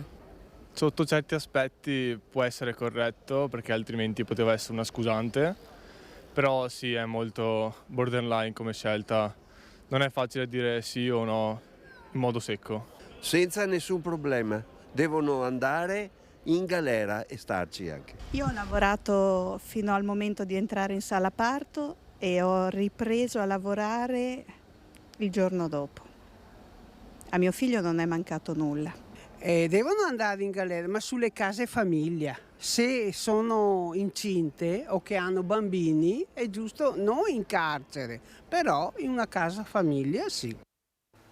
Questa è l'opinione dunque dei cittadini. Invece il collega Federico Fusetti ha raccolto su quello che è il futuro del Tribunale di Bassano il punto fatto dal sottosegretario alla giustizia Ostellari, che vi proponiamo in questo servizio perché dice tra 6 mesi si parte. Vediamo. In questa sala di decine di sindaci con la fascia tricolore non è solo una cosa simbolica ma è anche una cosa di sostanza. Si parte. Sì, è stata una serata importante e fondamentale perché da qui noi riceviamo quindi un mandato chiaro che però non coinvolge solo una persona, ma coinvolge un grande gruppo di donne e di uomini che rappresentano un territorio e credono in un progetto nuovo rispetto al passato. Qui non si tratta di riaprire un qualcosa che era stato chiuso, ma di investire su un nuovo progetto sul quale ovviamente il tema della giustizia è centrale. Lei ha ripetuto più volte la parola squadra, può fare davvero la differenza questo? Quindi sindaci oggi, tra una ventina di giorni le associazioni di categoria e un tempo anche limite che lei ha dato di 6 mesi, che è corto, cioè in poco tempo riuscirete a diciamo, avere il polso della situazione con questa squadra che può fare la differenza. Ecco, noi stiamo facendo la selezione, no? Quindi chi crederà in questo progetto farà parte assieme a noi di una squadra capace di poi andare a determinare con una massima volontà la prospettiva di un territorio che chiede di poter contare, e questo ovviamente è il progetto che vede il Tribunale della Pedemontana al centro di un dibattito che può diventare anche nazionale. Ultima cosa, ecco, un po' l'abbiamo accennato, i tempi, cioè cosa succederà da oggi in poi. Oggi si è partiti e adesso i prossimi passi quali saranno?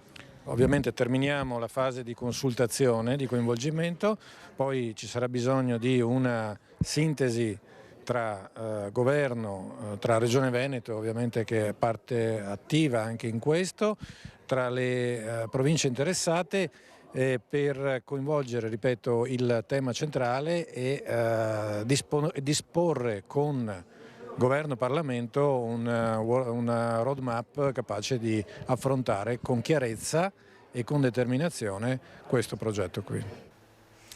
Grazie dunque anche al collega Federico Fusetti per questo contributo, avete sentito quelle che sono le novità. Adesso noi ci spostiamo a Padova con l'assemblea dei medici aderenti allo SNAMI e allo SNIM all'Imena questa mattina, pronti allo sciopero. Parliamo naturalmente di camici bianchi, medici di base, che fisseranno oggi le giornate in segno di protesta nei confronti della regione. Ci colleghiamo adesso con Chiara Gaiani che sta seguendo i lavori di questa assemblea con il nostro collega Cristian Roque Allende. Vediamo, Chiara. Buongiorno da Limena, siamo all'interno dell'Hotel Crown dove è in corso l'assemblea dei medici, 2 le sigle sindacali rappresentate, ovvero SMI e SNAMI, con noi la segretaria regionale di SMI Liliana Lora e invece il presidente regionale di SNAMI Salvatore Cauchi. Ecco, si va verso lo sciopero, c'è una data diciamo di riferimento, simbolo entro la quale la protesta dei medici di medicina scatterà con lo sciopero che è il 2 aprile. Liliana Lora, perché questo sciopero? No, non sarebbe il 2 aprile ma sarebbe il 12 e il 13 di aprile. Stiamo arrivando a questa soluzione perché stiamo cercando in tutte le maniere di farci ascoltare dalla direzione regionale in merito alle richieste della medicina generale, che è sempre più oberata da incarichi e poco agevolata nella sua quotidianità lavorativa.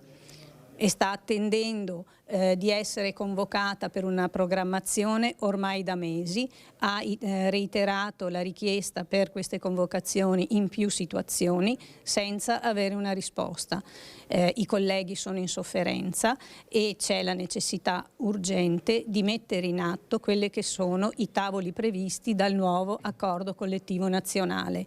Abbiamo necessità di una delegazione trattante per scrivere un atto programmatorio che ci porti a un accordo integrativo regionale in tempi utili affinché ciascuna azienda non cerchi delle soluzioni approssimative e fantasiose in quelle che sono le problematiche cogenti del lavoro di tutti i giorni della medicina generale in tutti i suoi aspetti, assistenza primaria, continuità assistenziale e quindi nel reale diritto all'assistenza dei cittadini, soprattutto i più fragili e quelli che hanno necessità di indagini e tra l'altro vedono queste indagini procrastinarsi via via. Ecco, obbligati a scioperare, per farci ascoltare un po' lo slogan che sta conducendo questa giornata Salvatore Cauchi, quali saranno le modalità di questo sciopero? La chiusura degli studi, purtroppo ci scusiamo già con i pazienti per i disagi che si creeranno, ma non riusciamo a farci ascoltare in altro modo alla Regione. Saranno costretti a andare a cercare altri operatori quindi dovranno andare al pronto soccorso e in ospedale. Ecco, questo perché davvero voi non siete più in grado di fare, vi hanno ridotto a burocrati varie volte, l'abbiamo raccontato questo. Sì, ci hanno sovraccaricato di carte, di moduli, di diktat aziendali, ci stanno sommergendo come dei muli, dico io, e non riusciamo più a venirne fuori, non riusciamo a fare la clinica, non riusciamo più a seguire i nostri pazienti. E la cronicità non riusciamo più a farla, che è il nostro pane quotidiano, ma la gente già lo vede che siamo stressati e ci sovraccaricano di pazienti perché mancano medici, quindi siamo ormai esasperati. Questa esasperazione ci porterà purtroppo a questi fatti. Ecco, ricordiamo che non è presente la FIMG, che rappresenta la stragrande maggioranza dei medici di medicina generale. In un flash chiedo a Liliana, allora concludendo, che cosa si può fare per raffreddare questa procedura per non arrivare allo sciopero? Beh, intanto diciamo che questo è ancora un lumicino di speranza, ce lo abbiamo. Ce lo abbiamo perché speriamo di poter avere una interlocuzione con una presa di impegno da parte della nuova direzione regionale nel venirci incontro in quelle che sono le nostre richieste, quindi nella convocazione di un comitato regionale ove si preveda uno start-up di lavori con un calendario certo per arrivare a portare avanti i progetti che sono indispensabili per riorganizzare l'assistenza territoriale nel Veneto. Ecco, allora ricordo l'orizzonte temporale 12-13 aprile, altrimenti i vostri studi chiuderanno. Ringrazio i miei ospiti e da Padova restituisco la linea allo studio. Grazie a Chiara Gaiani, grazie agli ospiti. Seguiremo naturalmente anche l'evoluzione di questa assemblea, di questa tematica che tanto interessa naturalmente i cittadini e tutti voi telespettatori, tutti noi che naturalmente ci serviamo della sanità pubblica. Una notizia che avevamo vista accennata prima sui siti, grandissima gioia per un bambino di 10 anni di Villafranca Padovana che è stato accompagnato a scuola sulla Lamborghini della polizia. Vediamo. Due moto della polizia, la rombante Lamborghini, un camion dei vigili del fuoco. È il corteo delle persone importanti, quello che ha accompagnato Marco, 10 anni, scortato da Ronchi di Villafranca Padovana alla scuola Don Bosco di Mestrino, a bordo della Lamborghini Huracan della polizia stradale. Grande la felicità anche per i compagni di Marco che lo hanno atteso al cancello con le insegnanti. Un sogno per il bambino nell'ultimo giorno di scuola, prima della partenza per Genova, dove la prossima settimana dovrà sottoporsi a un delicato intervento chirurgico a causa di una malattia genetica rara che non gli permette di camminare, all'ospedale Gaslini. La polizia ha accolto la richiesta dei genitori e della comunità di Villafranca che, conoscendo le passioni di Marco, la polizia, le moto, le auto veloci, gli ha fatto il più caloroso dei forza. Siamo tutti con te. Bellissime immagini queste. Allora vi ricordo che stanotte torna l'ora legale, giusto? Con le lancette degli orologi che alle 2 andranno spostate un'ora in avanti. In occasione di questa circostanza la Società Italiana di Medicina Ambientale si è fatta promotrice assieme a delle associazioni di consumatori di una raccolta online per mantenere l'ora legale tutto l'anno e ha già raccolto 281.000 firme. A partire dal 26 marzo sarà possibile sfruttare un'ora di luce in più nelle ore serali con conseguente riduzione dei consumi energetici da parte di famiglie e imprese, benefici che non solo sono economici ma anche ambientali.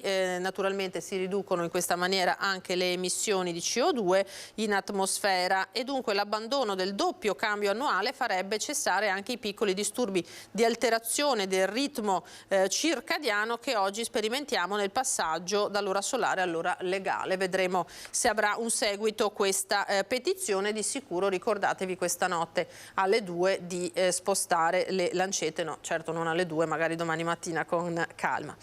L'economia adesso, perché il processo di invecchiamento della società incide anche nell'imprenditoria individuale nelle province di Treviso e Belluno. Lo ha segnalato il sistema delle camere di commercio del Veneto.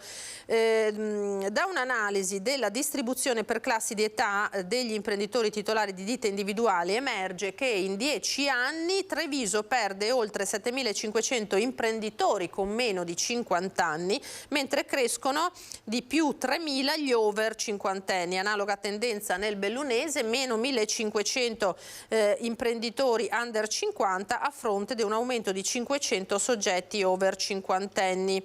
E dunque questo invecchiamento della società, che si ripercuote anche nella demografia delle imprese, va in qualche modo monitorato anche in questo senso. Un dato che ci danno invece gli artigiani di Mestre, la CGA, attraverso Paolo Zabeo, è che anche in Veneto negli ultimi 10 anni è crollato il numero proprio degli artigiani. Vengono elencati anche i mestieri che sono a rischio estinzione, dice Zabeo. Sentiamolo.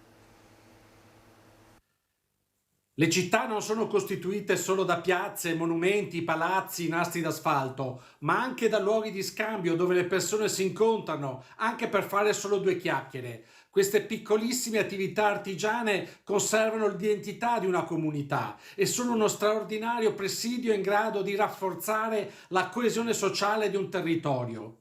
Insomma, con meno botteghe e negozi di prossimità, diminuiscono i luoghi di socializzazione a dimensione d'uomo e tutto si ingrigisce, rendendo meno vivibili e più insicure le zone urbane che subiscono queste chiusure, penalizzando soprattutto gli anziani.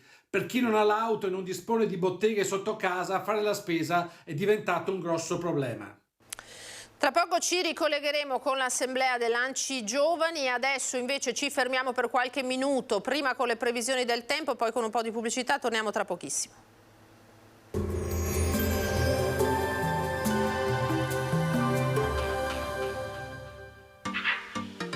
Tremonti, attrezzature e materiale per saldatura professionale a Montebelluna. Bentrovati al meteo. L'anticiclone resiste determinando condizioni meteo stabili. Sabato 25 marzo, da domenica si profila una svolta con l'arrivo di una perturbazione. Vediamo insieme il dettaglio. Sul Veneto avremo un ampio soleggiamento, il cielo sarà sereno o con locali annuvolamenti, anche consistenti, ma in genere senza conseguenze. Temperature stazionarie e gradevoli, minime tra 5 e 10 gradi, massime invece tra i 17 e i 21 gradi all'incirca. Spostiamoci ora sul Friuli Venezia Giulia. Anche in questo caso prevarrà il sole, anche se si faranno sentire i primi effetti del fronte perturbato in arrivo con qualche piovasco sparso nel pomeriggio. Temperature minime tra 8 e 11 gradi, massime sui 16-18 gradi. Infine diamo uno sguardo al Trentino Alto Adige, dove avremo una maggiore nuvolosità nelle prime ore del mattino, in seguito schiarite anche ampie.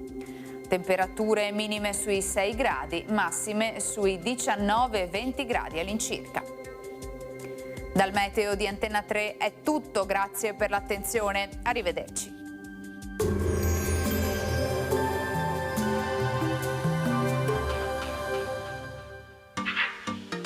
Tremonti, attrezzature e materiale per saldatura professionale a Montebelluna.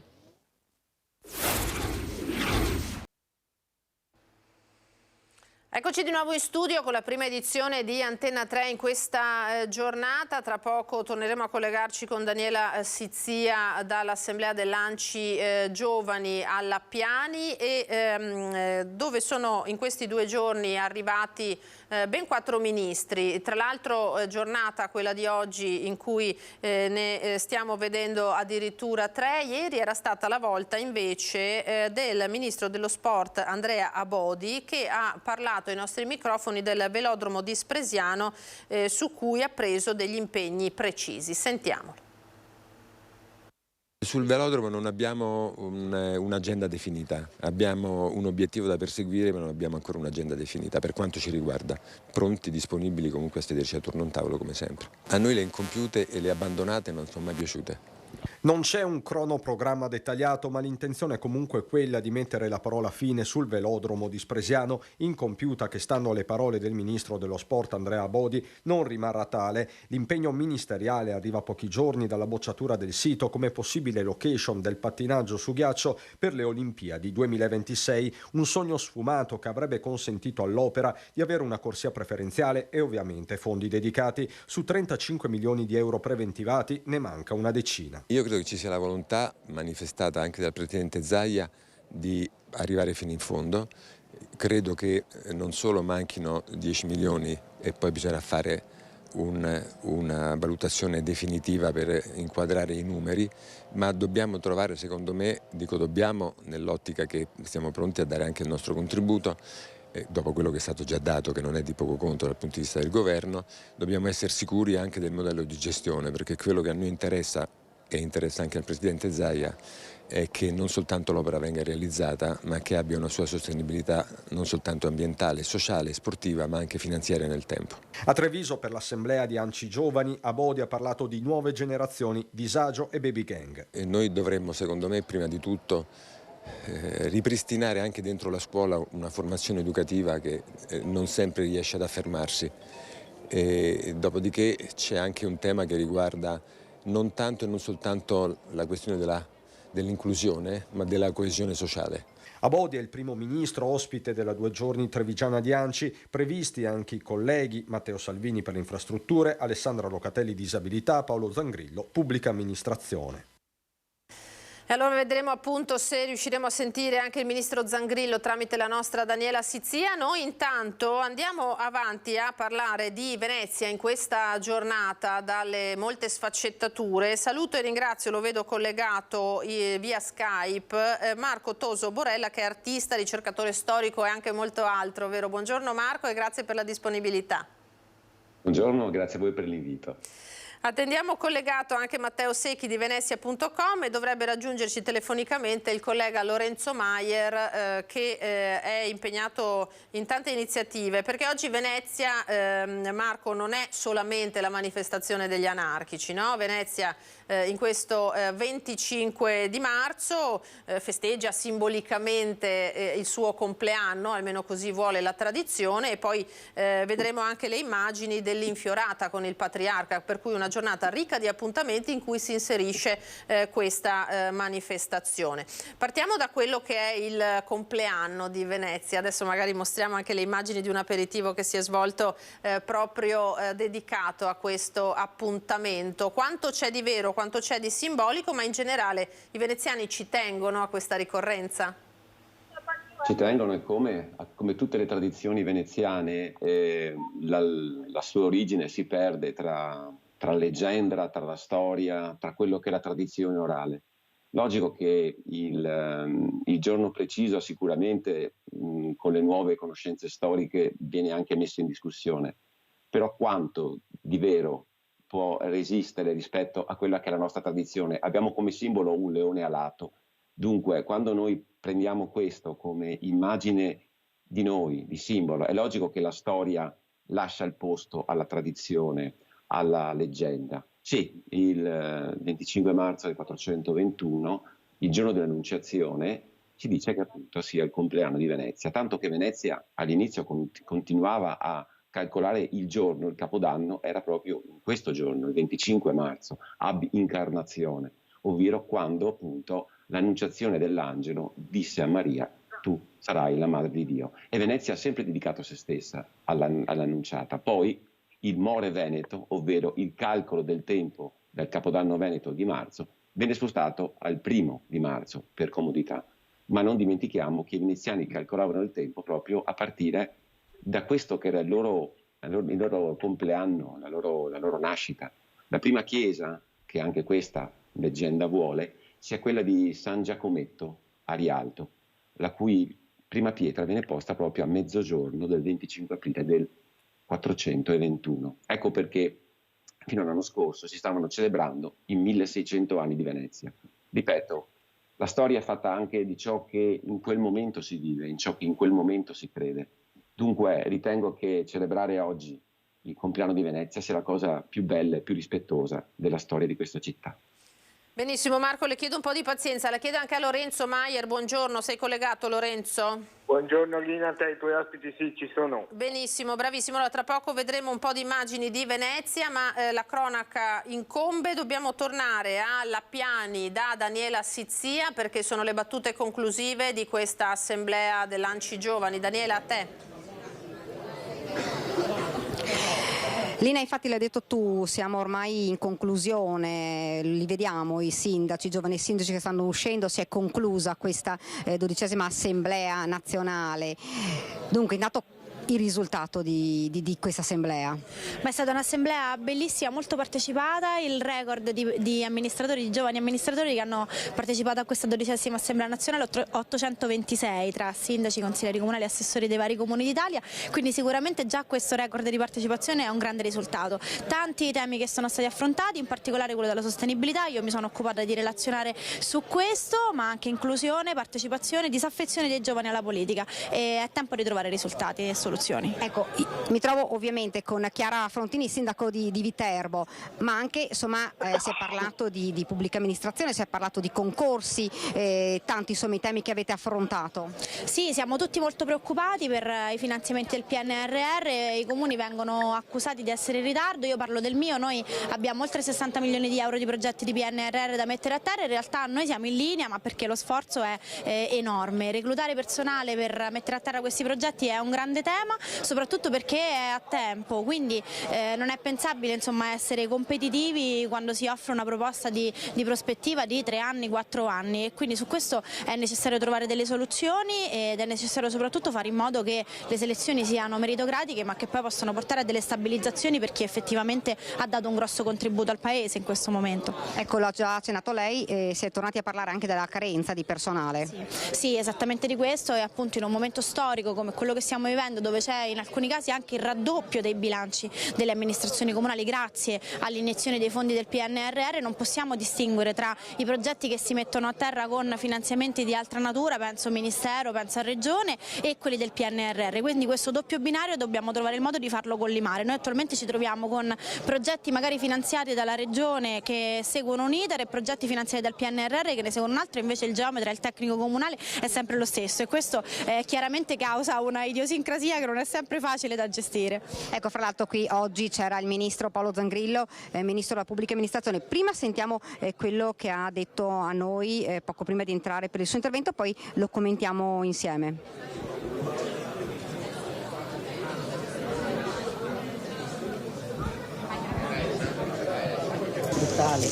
Risorse personali, questo chiedono i giovani amministratori per il PNRR, ma oltre il 2026, non solo per il PNRR. Guardi, noi stiamo facendo uno sforzo straordinario dal punto di vista delle risorse, da un punto di vista quantitativo e qualitativo. La pubblica amministrazione ha vissuto 10 anni di desertificazione, che sono quelli che vanno dal 2010 al 2020.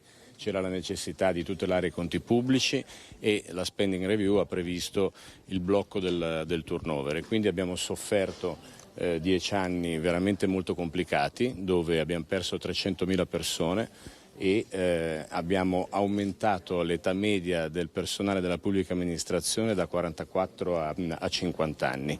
Quindi questo cosa significa? Che la sfida che dobbiamo affrontare per il futuro non è soltanto per il PNRR, ma in generale per il buon funzionamento della pubblica amministrazione è quello di recuperare il terreno perduto. Stiamo facendo uno sforzo straordinario, abbiamo iniziato nel 2022, sono entrate l'anno scorso 170.000 persone nella pubblica amministrazione, di queste 157.000 è sostituzione turnover, e prevediamo per il 2023, il 2024, il 2025 per tutti questi anni altre 150.000 persone da inserire. Quindi una sfida molto complessa, perché intanto il numero fa paura, ma poi soprattutto perché viviamo un'epoca nella quale l'inserimento delle persone nelle organizzazioni, e non mi riferisco soltanto al settore pubblico ma anche al privato, non è scontato. Questo cosa significa? Significa che la vera sfida è quella di far diventare la pubblica amministrazione un'organizzazione attrattiva, un'organizzazione che è vissuta dai giovani come una vera opportunità per poter maturare delle esperienze professionali avvincenti. Quindi questa è una sfida sulla quale stiamo lavorando. Poco attrattiva neanche al nord, per esempio, perché col PNRR la riforma Cartabia non ha portato nessuno, è troppo caro vivere a nord. Ma guardi, sul tema delle retribuzioni, certamente la voce della retribuzione è una voce importante per garantire benessere organizzativo alle persone, questo vale per il pubblico come per il privato. Io vorrei smentire una narrazione che è abbastanza ricorrente di una pubblica amministrazione che non è competitiva rispetto al privato. Io guardo gli stipendi di ingresso delle persone nella pubblica amministrazione, li confronto con quelli degli studi professionali e vi posso confermare che gli stipendi di ingresso nella pubblica amministrazione sono assolutamente competitivi rispetto al privato. Certamente noi dobbiamo essere capaci di garantire poi dei percorsi di crescita e su questo di nuovo io mi sto muovendo perché i percorsi di crescita devono essere orientati alla capacità di valorizzare i talenti. Di nuovo l'attrattività per i giovani di un'organizzazione dipende anche dalla possibilità che i giovani hanno di vedere riconosciute le loro capacità, le loro competenze, le loro virtù, la loro possibilità di esprimere la passione e l'energia in quello che fanno, e di nuovo su questo la pubblica amministrazione deve certamente migliorare. Il suo collega Nordio propone che gabbie salariali diversificate, proprio perché appunto non è attrattiva la pubblica amministrazione a nord.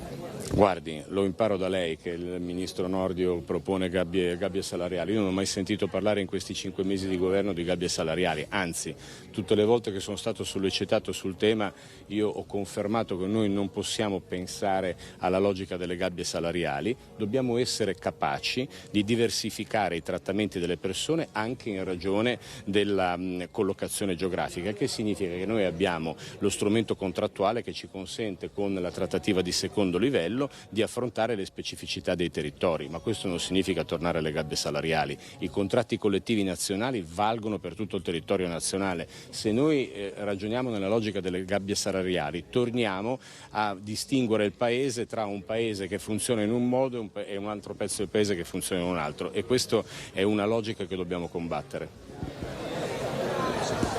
C'è un problema all'interno della Chiara, dunque hai sentito una pubblica amministrazione competitiva, e questa è una sfida. Sì, è sicuramente una sfida sia in fase di assunzioni, quindi in fase di primo ingresso, ma è una sfida soprattutto in fase di crescita interna, e diceva appunto il Ministro, e commentando fuori noi ci dicevamo per l'appunto che a volte è stata più intesa come un ammortizzatore sociale piuttosto che come un'opportunità reale di crescita professionale per i ragazzi. Ecco, già lavorare sui fondi del personale a disposizione, io per esempio nel mio comune ho deciso di mantenere la delega al personale perché ritengo che un manager, un buon capo di una struttura debba conoscere ogni singolo problema del proprio personale. Noi abbiamo oltre 350 dipendenti, quindi non è proprio una piccola struttura, però vi posso dire che avere a che fare con tutte le regole interne di costituzione dei fondi di produttività, di limiti all'interno del bilancio, se noi volessimo decidere di premiare il nostro personale non possiamo farlo perché ci sono dei limiti, anche sottraendole da altre spese correnti. Cioè, se noi volessimo decidere di comprare meno panchine per poter incentivare il personale non potremmo farlo. Ecco, queste sono tutte gabbie, per rimanere in tema, dalle quali dovremmo riuscire a liberarci, perché significherebbe poter veramente premiare il merito all'interno della pubblica amministrazione partendo dai comuni. Ecco, stiamo per chiudere, che cosa è che si porta a casa oggi? Ma mi porta a casa tantissimo entusiasmo, non che in generale me ne manchi, mi porta a casa tantissimo entusiasmo e soprattutto tante buone pratiche da condividere, e credo che questo sia il più grande valore aggiunto di questo tipo di assemblee, confrontarsi con tanti altri sindaci di tutta Italia e apprendere il meglio da ciascuno di noi per poi riportarlo nelle nostre comunità. Grazie davvero. Grazie a voi. Grazie, se non ci sono domande la linea allo studio.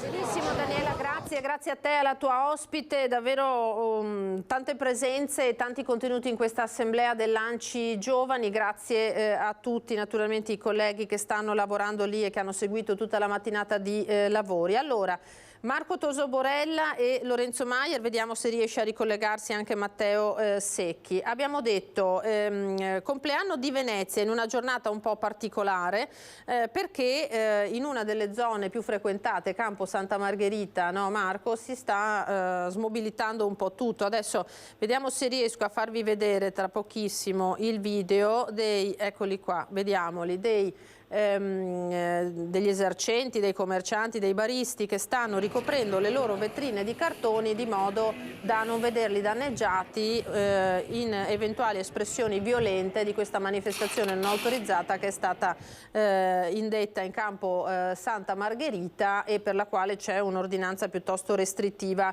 anche del sindaco.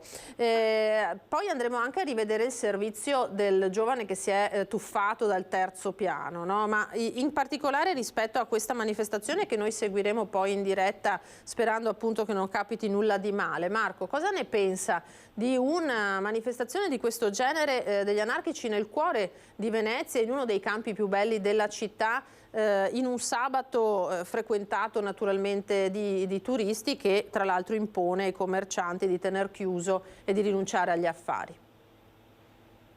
L'opinione che ho in proposito è che se ciò che stanno facendo i commercianti e gli esercenti è fatto in funzione preventiva, mi auguro che sia in toto. Logicamente quando si ha a che fare con Venezia si deve tenere presenti che è una città non fragile come storia, non fragile come struttura, ma fragile come opera d'arte. Venezia è un unicum a livello di città, non esiste una città che in ogni angolo, in ogni anfratto abbia un qualcosa di veramente meraviglioso.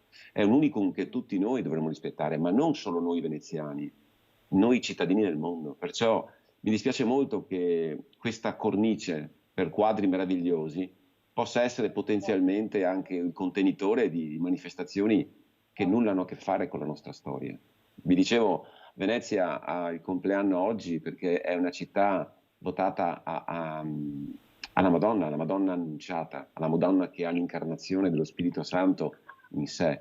E basta guardare un po' in giro, per esempio abbiamo visto il Ponte di Rialto. Spesso questi monumenti sono dei testimoni parlanti di ciò che è la nostra storia. Da un lato, infatti, il Ponte di Rialto ha San Teodoro, che era il primo santo protettore di Venezia, San Marco e il Leone. Dall'altro ha proprio l'Arcangelo Gabriele che annuncia a Maria l'incarnazione. Come dire, ogni nome di città, ogni opera d'arte, ogni monumento ci ricorda ciò che è la nostra storia e la nostra tradizione. Dispiace che, magari proprio perché le persone non conoscono del tutto ciò che ogni pietra vale per questa città, magari le possono usare proprio come cornice per le loro manifestazioni non sempre rispettose. Mi auguro che sia tutto un timore dovuto a esperienze precedenti. Ritengo che se una persona vuole mandare un messaggio e lo rovina, andando a distruggere ciò che è attorno, fa danno a sé e anche al messaggio che porta. Sarebbe bellissimo che queste persone fossero educatamente sfilanti, anche se non autorizzate, per dare anche maggior forza al loro messaggio. Venezia può essere in questo un grandissimo megafono, ma non deve essere toccata, non deve essere depredata, defraudata, non deve essere violentata. Questa è una cosa che io, come dire, mi auguro che tutto questo sia un eccesso di zelo da parte dei commercianti. Esatto, perché tra l'altro chiedo alla regia di far vedere anche questo video che contrasta completamente, eccolo qua, con le immagini che abbiamo appena visto di bellezza di Venezia e di una città, come diceva, che come ci si muove si rischia di fare un danno inimmaginabile. Una città che però oggi ha cercato comunque di vivere la sua giornata di normalità in questo 25 di marzo. Lorenzo, tu sei stato, e abbiamo anche qua delle immagini da mostrare, all'infiorata del Patriarca, che ha parlato proprio anche della manifestazione degli anarchici, è così? Sì, certo, Lina. Tra l'altro qui dove è stata svolta l'infiorata e dove ci troviamo attualmente è la stazione di Santa Lucia, che rispetto alla manifestazione di questo pomeriggio è uno dei luoghi più attenzionati, uno dei luoghi di arrivo delle persone, e possiamo già dare per ora una buona notizia, cioè qui dove ci troviamo anche ora la situazione è assolutamente tranquilla, c'è un grande presidio di forze di polizia, ma è tutto assolutamente nella norma, ci sono turisti che passeggiano, c'è coda alle biglietterie di ACCV, cioè sembra tutto per ora assolutamente tranquillo e ci auguriamo che questa tranquillità prosegua anche nel corso della giornata. Per quanto riguarda l'Infiorata, sì, è stato un momento molto atteso simbolicamente, come ha spiegato benissimo Marco, che ha così ricorda il legame tra la città di Venezia e la Vergine Maria, e il Patriarca prima di recitare l'Angelus ha dato un forte appello alla pace, chiedendo alla Madonna che cessi la guerra in Ucraina. Tra l'altro oggi il Patriarca festeggia anche l'11° anno di servizio qui a Venezia, quindi ha avuto i complimenti, i ringraziamenti da parte di tutti i presenti, e c'era il prefetto, il comandante della polizia locale Marco Agostini, e abbiamo percepito un'atmosfera, pur nella complessità del momento, molto serena, molto tranquilla, ecco. Quindi questa è una buona notizia che per ora possiamo dare. Vediamo delle bellissime immagini, tra l'altro, proprio di questa tradizione a cui Venezia naturalmente non rinuncia, come molte altre durante l'anno. Certamente abbiamo visto questa città che periodicamente, diciamo, si ritrova al centro di eventi che non le consentono di riprendere il suo andamento normale nel post pandemia, no? C'è sempre qualcosa alla fine che ostacola anche gli affari di chi in città lavora, malgrado ci siamo liberati di tutti i vincoli. E poi ci sono i fenomeni, insomma, no? Come il giovane che si è tuffato in canale dal terzo piano di un edificio. Adesso andiamo a vedere il servizio e commentiamo anche questo aspetto di inciviltà, chiamiamolo pure col suo nome, e oltre al fatto di essersi esposto a un pericolo terribile da quell'altezza con i canali bassi di questi giorni. Vediamo il servizio e poi lo commentiamo insieme. No! No!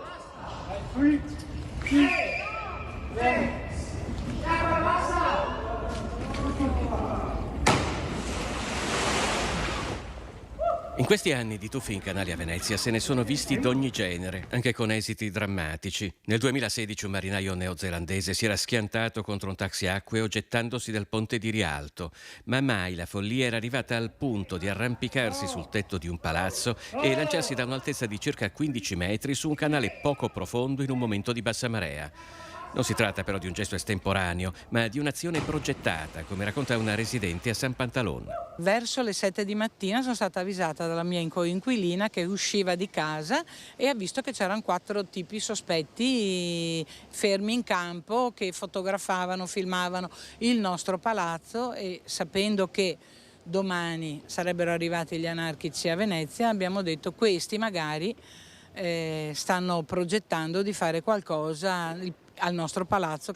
San Pantalon si trova infatti a 2 passi da Campo Santa Margherita, dove tra poche ore è prevista una manifestazione di anarchici.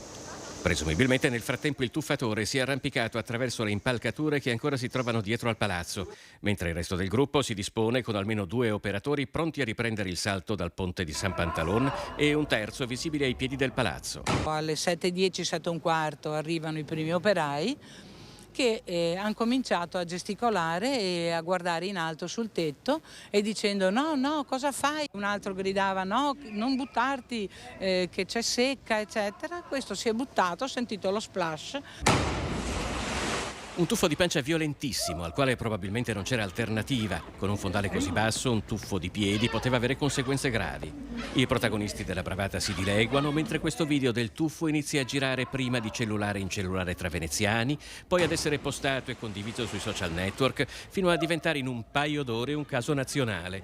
Proprio mentre negli stessi cellulari sta iniziando a girare un altro video, quello di un acrobatico attraversamento del Rio dei Miracoli con atterraggio ai piedi della chiesa omonima. E decisamente colorite sono state le dichiarazioni del sindaco, arrabbiatissimo dopo questa vicenda, moltissime le reazioni di condanna a questo tuffo e si chiede naturalmente una pena esemplare per tutti quelli che ritengono di poter fare quello che vogliono alla fine a Venezia. Sentiamo Brugnaro. A questo proprio bisognerebbe dargli la patente dello stupido, lo dico perché poi se pubblicherà sta roba sui social, lui e il suo compare, adesso stiamo cercando di identificarli. Ho mandato una pattuglia a vedere se per caso come ha fatto a andare sul tetto. A parte che ha rischiato anche la vita, perché se vedete il tuffo, insomma, però sono veri delinquenti che non si rendono conto del pericolo che creano alla città. Pensate se passa una barca sotto, perché sembra colpa io, pazienza. La ricerca del misterioso tuffatore che si è gettato in Rio Novo dal tetto di un palazzo con una terribile panciata, mentre almeno altri 3 complici filmavano l'impresa da diverse angolazioni, è iniziata. Mentre il video faceva il giro dei social network diventando un caso nazionale, le forze dell'ordine erano già in campo San Pantalone. Denunciarlo più che possiamo, è che la legge è quella che è, insomma, cioè, purtroppo sono sempre denunce a piede libero, però lo dico ai giovani, guardate che vi rischiate di rovinarvi la vita però per queste robe qua, quando sarà il momento, un domani, che dovrete vivere la vostra vita seria, poi verranno fuori queste stupidate che avete fatto e sono atti delinquenziali. Quanto accaduto a Venezia è vergognoso, ha commentato il presidente della regione Luca Zaia, aggiungendo che fatti del genere vanno puniti con fermezza. Di intollerabile follia parlano i consiglieri regionali leghisti Gabriele Micheletto e Roberta Vianello. Certo è che si tratta di una follia che forse qui ha raggiunto il suo apice, ma che oramai si manifesta in città con una costanza di piccoli e grandi gesti di cui si è perso il conto da anni. Ma perché a Venezia, per usare le parole del Dem Jonathan Montanariello, ci si sente liberi di compiere prodezze di ogni genere come se fosse un palcoscenico permanente di idiozie? Sararco è delegata al turismo per la municipalità di Venezia, Murano e Burano. Beh, è evidente che i turisti che arrivano a Venezia vivono Venezia come un parco divertimenti, un villaggio turistico e quindi decidono di comportarsi come se lo fossero, ma qui è evidente che c'è anche una responsabilità politica. Noi lo diciamo da anni ormai che questa amministrazione torni a parlare di residenza, di turismo di qualità, di qualità della vita, qualità del lavoro e così è evidente che queste scene perlomeno diminuiranno. Queste dunque anche le reazioni. Marco, cosa ne pensa di questo video che è circolato? Purtroppo è nella storia dell'uomo, quando la piccolezza, la meschinità della persona vuole servirsi di un palcoscenico meraviglioso, di un microfono d'oro per far sentire il proprio squittio, capita questo. È dai tempi delle sette meraviglie del mondo, del tempio di Artemide ad Efeso, fu distrutto da un pastore criminale, Erostrato, che voleva solo, facendo questo gesto, passare alla storia. Quando non si ha la forza di essere storia, si adopera la storia degli altri. Ecco che questa città, che respira storia in ogni angolo, viene usata da queste nullità per fare queste cose. Maggiore è lo sfregio che fanno alla città, maggiore è, secondo loro, l'eco che si dipana delle loro gesta. Purtroppo essere un'opera d'arte come Venezia, ma anche la stessa Pietà di Michelangelo fu massacrata da un pazzoide. È terribile. È terribile e non so nemmeno io come giustificare, come spiegare. Non è spiegabile del perché davanti a una cosa bella la reazione di questi energumeni sia deturparla. Non lo so. Allora vediamo un attimo, prima di tornare a Lorenzo, se riusciamo a collegarci con Matteo Secchi. Secchi, mi sente? Vediamo se è collegato, vediamo uno Skype un po' la fronte, vedo purtroppo. No, non riusciamo forse. Può abbassare un pochino, ci sente Secchi? Sta armeggiando col telefono, evidentemente in giro a Venezia. Aspettiamo, allora facciamo vedere, perché proprio Secchi è stato uno dei protagonisti oggi di questo brindisi per il compleanno di Venezia che adesso vediamo, location naturalmente meravigliosa. Ci sono appunto ancora tanti veneziani che si ritrovano per questo appuntamento per festeggiare questo 25 di marzo, data importantissima, l'abbiamo appena detto, per la città, proprio in questa giornata un po' particolare, senza dubbio. Ci sarebbe piaciuto appunto riuscire a contattarlo, vediamo se abbiamo degli altri video, perché eccolo qua, c'era anche lui, e vediamo se abbiamo anche un audio da far ascoltare. Un secondo. Eccolo qua, aspettate, andiamo. Stiamo levando gli striscioni perché siamo stati diffidati dai vigili che ci hanno intimato di togliere il loro striscione e noi siamo educati, siamo bravi cittadini, non siamo più ultras come quando eravamo giovani e quindi lo leviamo, accettiamo, però ciao.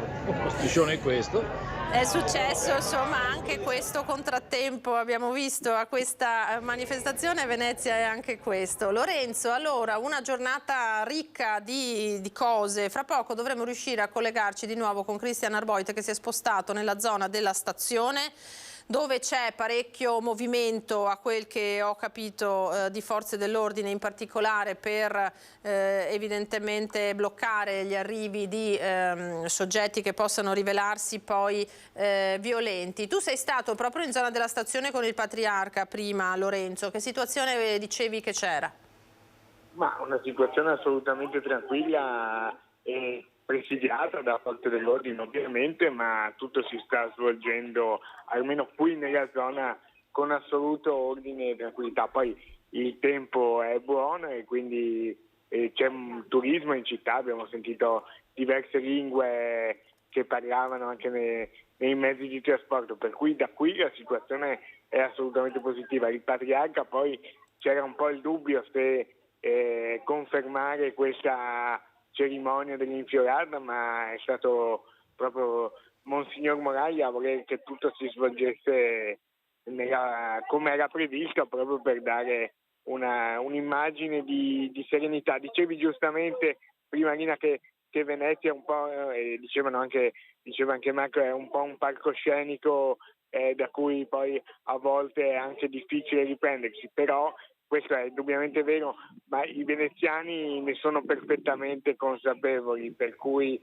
è vero che questi sono contrattempi che accadono, è altrettanto vero che comunque ci sono tantissime manifestazioni, tantissimi eventi che si svolgono senza problemi, per cui è un po' una responsabilità anche quella di essere un po' ovviamente il capoluogo di regione, quindi di avere qui le varie sedi del TAR piuttosto che della Corte di Appello e manifestazioni di questo genere di contestatori, ecco, ovviamente hanno Venezia come un palcoscenico privilegiato. Al di là del fatto così di cronaca contingente, io sposterei anche l'attenzione nella quotidianità, ad avere rispetto di Venezia nelle piccole cose, perché è poi quello che tutti noi siamo chiamati a fare nei ruoli che poi si ricoprono, non solo in questi eventi che ovviamente creano un po' di scompiglio. Giustamente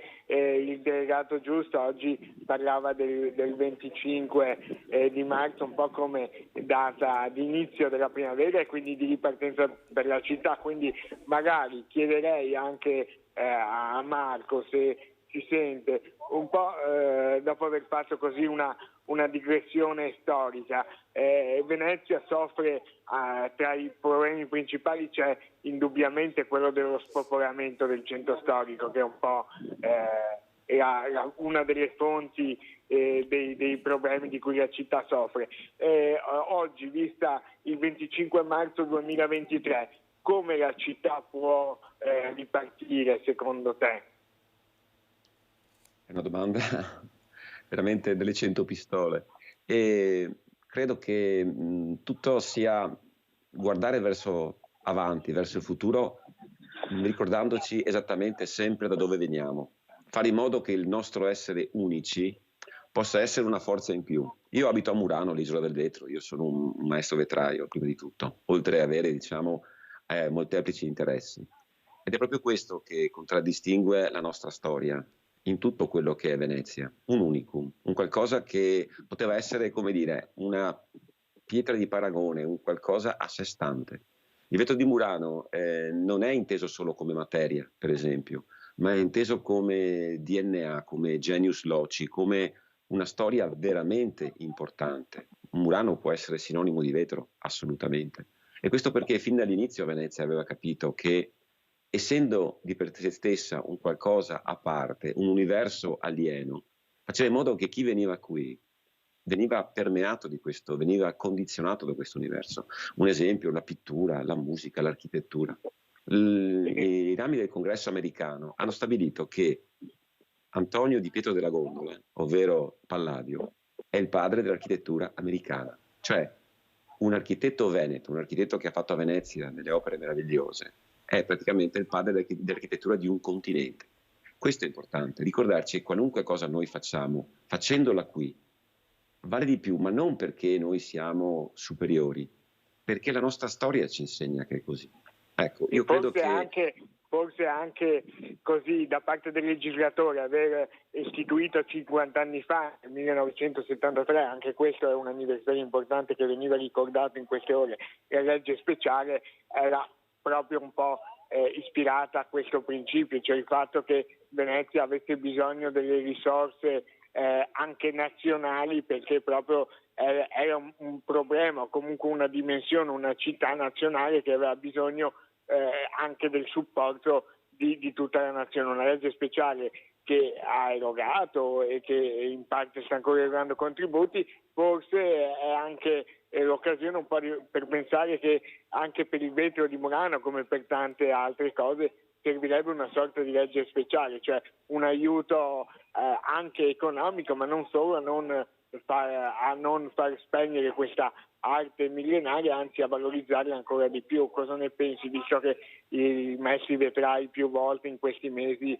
hanno sollevato il problema delle difficoltà a comunque portare avanti la produzione?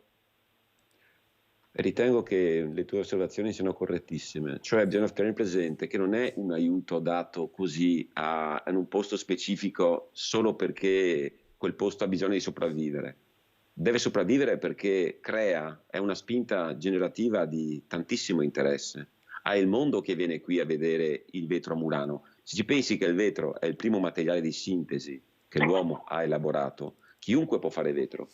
Il vetro è una materia che è ripetibile ovunque, ma questo tipo di vetro, questo tipo di storia, ma io non vorrei proprio parcellizzare l'interesse sul vetro. Il vetro è una parte. Ci sono moltissime cose di Venezia che dovrebbero continuare ad esistere di per sé e non solo come supporto economico, ma come supporto culturale. Cioè Venezia viene usata dal mondo per essere il luogo che ospita le opere d'arte di tutti. Paradossalmente, spesso è molto più bella la cornice che il quadro che viene ospitato. Questo deve essere importante, ricordarci l'identità, che non è solo veneziana, perché appunto non è pochi eletti che pretendono chissà che, è tenere in vita un qualcosa che genera una spinta culturale, creativa ed arte che può aiutarci ad andare avanti. Dopo il Covid, dopo tutto quello che è venuto, dopo tutto quello che ha fatto capire che Venezia non può avere solo un'unica offerta, deve averne molteplici, perché altrimenti perché una persona viene qui? Deve venire qui per ispirare una città che è ancora viva, che è ancora tantissimo da dire. Ogni posto a Venezia ha la sua peculiarità.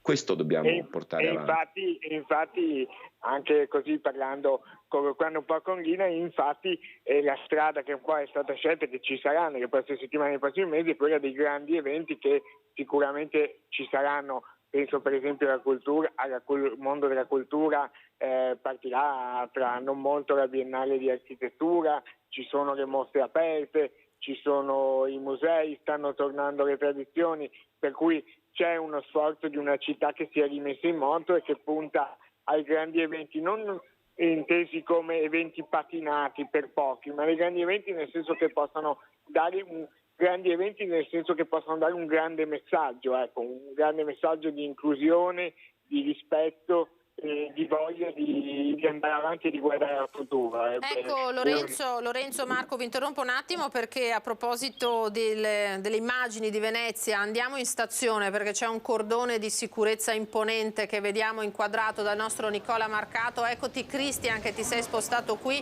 di là non si passa mi par di capire e immaginiamo che un presidio simile ci sia anche in Piazzale Roma. Sì, Lina, eccoci.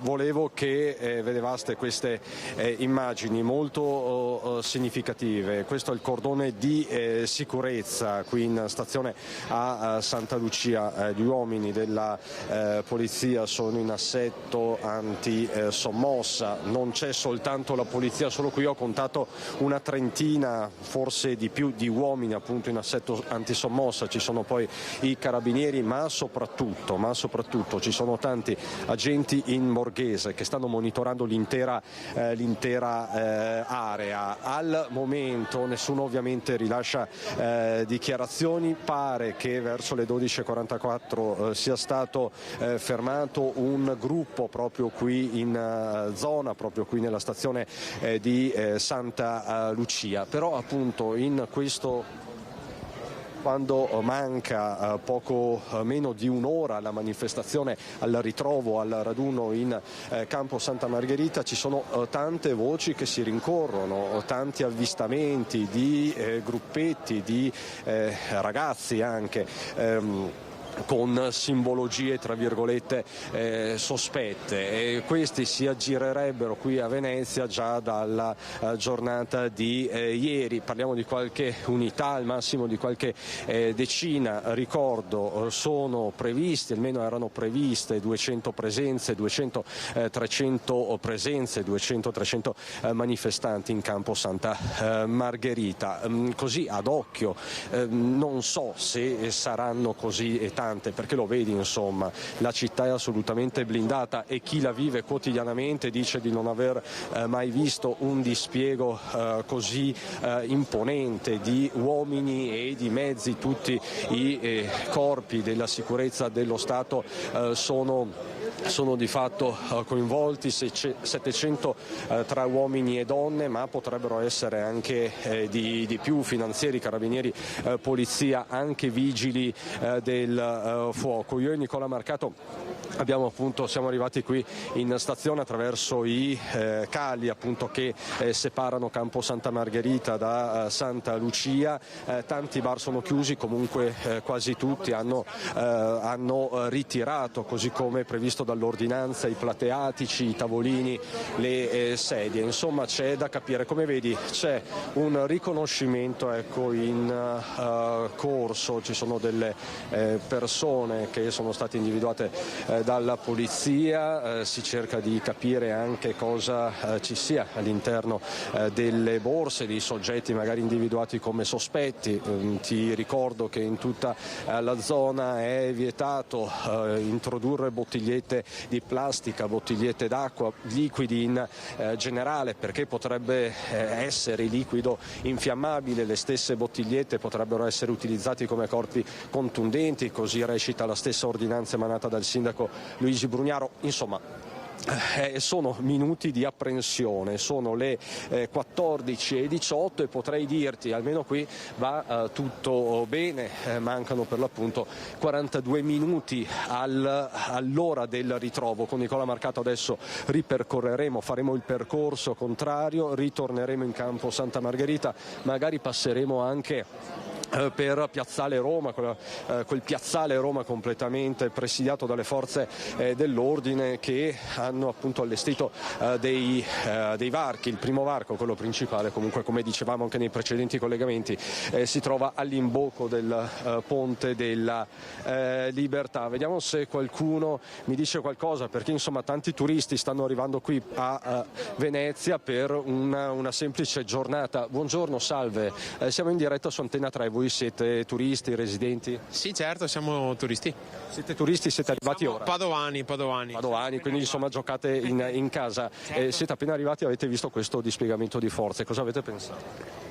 Niente, pensavamo che fosse per semplice controllo, quindi bene che ci sia, insomma, dai. Non sapete che c'è una manifestazione almeno annunciata degli anarchici alle 15? No, non sappiamo.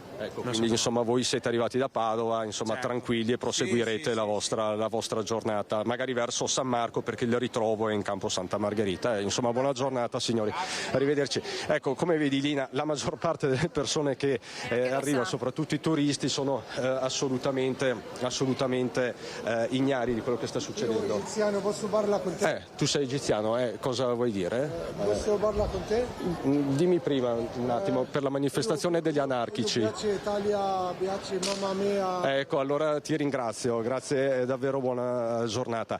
Insomma, ovviamente Lina, il mondo qui a Venezia è variegato, turisti e non solo, residenti, insomma parliamo di una delle capitali mondiali, anche per questo fa in qualche modo discutere questa preannunciata manifestazione. Per il momento c'è questo grosso punto interrogativo di cui parlavamo anche prima. Gli uomini sono pronti, come vedete continua il riconoscimento delle persone che avete visto poc'anzi. Questa mattina, tra l'altro, ecco perché c'è un aspetto che va sottolineato, Lina, ovvero si stanno monitorando in particolare gli stranieri, perché come ben sappiamo i nuclei black bloc, che sono quelli che più preoccupano per certi versi, arrivano quasi sempre dall'estero, dalla Francia, dalla Slovenia.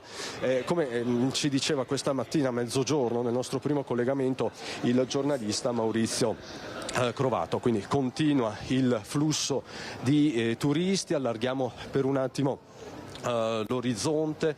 Vedo, insomma, mi sembra al momento che la situazione tutto tranquillo per ora. Cristian, io ti ringrazio, ecco, torno Lina, dagli ospiti. guarda, noi ci spostiamo verso Piazzale Roma e Campo Santa Margherita. Bravissimi, grazie mille di questi continui collegamenti, Cristian Arboit e Nicola Marcato. Un'ultima battuta veloce, allora Marco Toso Borella e Lorenzo Maier, che impressione vi fanno queste immagini? Marco. Comincio io, sì. Impressione di, intanto mi sembra il tentativo di rendere al minimo gli eventuali problemi, e di questo ho visto plasticamente appunto questo tentativo da parte della forza pubblica di evitare sul nascere qualsiasi tafferuglio. Mi auguro che la parola libertà e l'uso della parola libertà e l'uso della libertà sia usato nel senso più stretto del termine, ovvero la tua libertà non deve limitare la mia e non deve opprimere la mia. Non essere liberi non vuol dire fare quello che vuole a danno degli altri o a danno delle cose degli altri o a danno delle cose della storia, perché Venezia è patrimonio dell'umanità. Libertà significa poter manifestare, libertà significa poter dire la propria, ma senza per questo dover prevaricare altre voci che magari sono in silenzio. Le pietre non possono parlare, possono solo ricordarci con la loro presenza ciò che era Venezia e ciò che è Venezia oggi. Grazie. Grazie a Marco Toso Borella. Lorenzo, tu cosa ne pensi? Penso, come si diceva, che insomma come veneziani siamo anche abituati e queste immagini documenteranno certamente una giornata in cui Venezia è ancora una volta sotto i riflettori del mondo, in questo caso per una cosa non positiva, perché ricordiamo che la manifestazione non è autorizzata, mentre tante altre volte Venezia ha ospitato manifestazioni regolarmente autorizzate, ma può essere anche, visto che capita questa situazione che bisogna affrontare, può essere anche un po' tra virgolette una prova generale, una dimostrazione, se andrà tutto bene come tutti ci auguriamo, che Venezia ancora una volta è riuscita a fare per bene le cose. Benissimo, allora io vi ringrazio moltissimo della vostra disponibilità e del vostro intervento. Marco Toso Borella, artista, ricercatore storico, Lorenzo Maier, collega di Media Nord-Est, grazie a voi e staremo a vedere con la nostra straordinaria che partirà alle 14:30 come andrà. Un buon lavoro, una buona giornata. Grazie a voi. Grazie. Buona giornata. Noi adesso andiamo a Vicenza invece, dove è stato inaugurato proprio oggi il primo monumento al paracadutista d'Italia della città e sul posto vedo collegato il collega Daniele Garbin. Sì, buongiorno, grazie della linea. Ci troviamo a Campo Marza, oggi è una giornata memorabile, insomma. Siamo in compagnia del presidente dell'AMP di Vicenza, Guido Barbierato, e del maggiore Fiorino. Buongiorno. Ecco, oggi è una giornata memorabile, dicevamo, perché si inaugura il primo monumento al paracadutista d'Italia a Vicenza. Insomma, era atteso, erano 2 anni di lavoro. Ci spiega un po' i premessi. Anche un po' di più, comunque. Per fortuna il Comune ci ha dato tanto una mano. Guai se non c'era il Comune, no. Ci ha dato tanto una mano il Comune, l'ingegnere Conte, i nostri soci, Maggiore Fiori. Insomma, siamo riusciti perché qua è vincolato tutto qua, no? È vincolato alla sovrintendenza di Verona, sicché abbiamo dovuto superare anche quello scoglio. Comunque dai, ci siamo. Ecco, in questo momento è ancora coperto, no? Tra un po' verrà svelato. Ecco, possiamo anticipare cosa vedremo lì sotto? Vedremo anche stasera poi le immagini. Una copia in miniatura, diciamo così, del monumento vero e proprio che c'è ad El Amen. Quota 33, fatto a suo tempo, progettato, disegnato e costruito con un grossissimo apporto da Paolo Caccia Dominioni, che oltre ad aver fatto questa benemerita opera di ricordo col monumento ha anche raccolto le ossa di tutti i carristi bersaglieri, insomma di quelli che erano in quella purtroppo sfortunata epopea per la Folgore. Oggi vediamo tantissimi baschi amaranto, insomma un giorno non si vedeva a Vicenza, sono gli alpini, ma ci sono anche i paracadutisti. Ci sono anche i paracadutisti, sono venuti un po' da tutto il Triveneto, le varie tante sezioni ci sono in cui siamo in contatto sempre, e sono venuti, anche, ha contribuito a una bella giornata, insomma dai, ce la facciamo. Ecco, ce la facciamo. A chi è dedicato soprattutto? Ci sono delle medaglie d'oro, Vicenza ricorda tutti i caduti, no? I caduti, ci sono 3 medaglie d'oro a valor militare, 2 d'argento e 1 di bronzo della provincia di Vicenza. Sì. Ecco, direi che per il momento è tutto, rimandiamo poi all'inaugurazione a vedere il monumento stasera ai telespettatori. Restituisco la linea allo studio.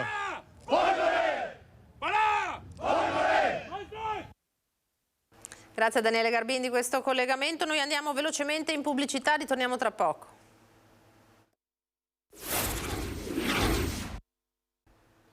Eccoci di nuovo in diretta, prima edizione di Antenna 3 in questa giornata in cui poi partiremo con una straordinaria per seguire i fatti di Venezia, la manifestazione degli anarchici. Intanto andiamo a Belluno perché entrano nel vivo gli eventi in programma per commemorare il 60° anniversario del disastro del Vajont. Ci colleghiamo con Tiziana Bolognani che si trova a Palazzo Mazzolà, sede del municipio di Longarone, con il sindaco Roberto Padrin. Sì, buongiorno da Longarone, siamo nella sede municipale, nell'ufficio del sindaco Roberto Padrin. Per quale motivo? Perché stanno entrando nel vivo le iniziative per celebrare il 60° anniversario del disastro del Vajont. Padrin, la macchina operativa si è già messa in moto, ci sono già degli appuntamenti che contraddistinguono questo anniversario molto importante che merita di essere ricordato, commemorato con tutti gli onori che merita. Ecco, scusate il bisticcio di parole. Ma noi ci troviamo da oltre 2 mesi tutti i mercoledì mattina con un gruppo di lavoro che è composto da noi come amministrazione comunale, coinvolge i nostri funzionari, la Proloco di Longarone, le varie associazioni per cercare di mettere in piedi un programma che possa guardare da un lato alla memoria e quindi il ricordo soprattutto in onore, diciamo così, dei nostri superstiti, dei sopravvissuti, di chi ha perso la vita, e poi con uno sguardo al futuro e quindi il coinvolgimento dei giovani, delle giovani generazioni, per cercare di dare anche degli input, dei messaggi che possano avere un valore importante, perché comunque questa memoria di questa tragedia dobbiamo trasmetterla e le persone purtroppo pian piano non ci sono più e quindi abbiamo questa grande responsabilità, perché non è che il Vajont e Longarone sono al centro del mondo, però sicuramente rappresentano un pezzo di storia del nostro paese che non dovremo mai dimenticare. Ecco, perché nel passato le celebrazioni hanno focalizzato anche l'importanza dell'intervento, per esempio, della rete degli psicologi, che è servita e che è stata importante per sostenere anche nel corso degli anni chi è sopravvissuto a quella disgrazia, a quella tragedia. Il fatto di invece in questi tempi di puntare l'attenzione sulla memoria e soprattutto sui giovani è un fatto che vi rende merito. Sì, è un po' una scelta, penso, dovuta, nel senso che nel corso di questi anni abbiamo veramente affrontato il Vajont sotto tantissimi aspetti. Come giustamente dicevi tu, la elaborazione del lutto è stato un tema molto molto sentito. E devo dire che ogni tanto vengono a trovarmi dei giovani ragazzi che vogliono proprio realizzare delle tesi di laurea anche su questo tema, che è abbastanza delicato, però permette un confronto e anche un'intervista reale a chi il Vajont l'ha vissuto sulla propria pelle. Noi stiamo mettendo in piedi con la Presidente del Consiglio dei Ministri anzi un grandissimo evento proprio dedicato ai giovani che devono, diciamo così, realizzare una sorta di manifesto della montagna che possa restare e metterli a confronto poi con tutto il mondo politico, il mondo culturale, il mondo economico. Questo è un percorso che inizierà nei prossimi mesi. Io auspicavo che si potesse concludere con un evento a settembre, purtroppo abbiamo avuto qualche ritardo anche nel reperimento delle risorse e presumibilmente lo completeremo ad aprile del prossimo anno. Però sarà un percorso secondo me molto importante che coinvolgerà almeno un centinaio di giovani attraverso delle tappe in tutta Italia e questo penso sia forse l'evento più significativo per quanto riguarda l'aspetto del futuro e delle giovani generazioni. Però poi veramente stiamo mettendo in piedi un programma molto importante, secondo me significativo, che vuole dare merito e onore, ripeto, a tutti quelli che sono stati gli attori di questa triste vicenda. Per esempio, nei prossimi giorni a Belluno, grazie alla a Belluno e a Longarone, grazie alla collaborazione dell'amministrazione comunale che lei presiede, suonerà la banda della NATO. Perché? Ma questo è un altro dei momenti che siamo riusciti a mettere in piedi, perché comunque anche la NATO è stata qui all'indomani del disastro del Vajont a portare aiuto, a portare soccorso. Abbiamo recuperato anche delle immagini fotografiche uniche e saranno anche quella l'occasione un po' per presentarle, per coinvolgerli e per comunque fare memoria, perché io sono convinto che la memoria la dobbiamo veramente sviluppare sotto tanti aspetti. Quello sportivo, ecco perché la partenza del Giro d'Italia, forse l'evento sportivo più grande a livello nazionale, è questo e quindi un motivo. Poi ci saranno anche di altri, ci saranno momenti culturali con concerti di altissimo livello.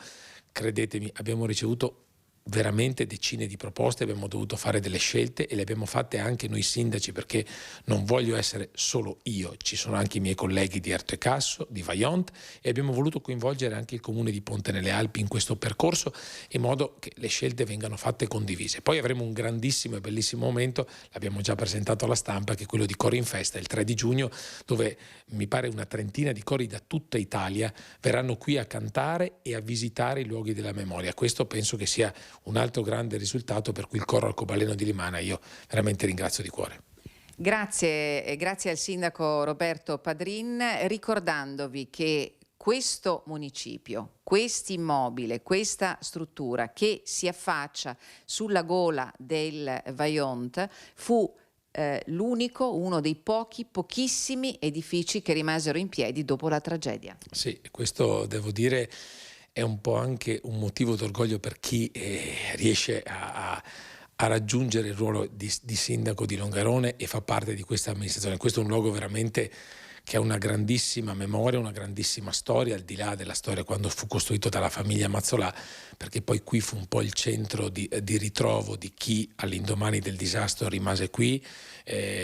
La macchina del comune andò avanti proprio grazie a questo, penso, miracolo, perché l'acqua arrivò a veramente pochissimi metri da qui e quindi ha un grande significato anche questa presenza di questo municipio, che cercheremo di valorizzare anche attraverso iniziative che organizzeremo qui al proprio interno.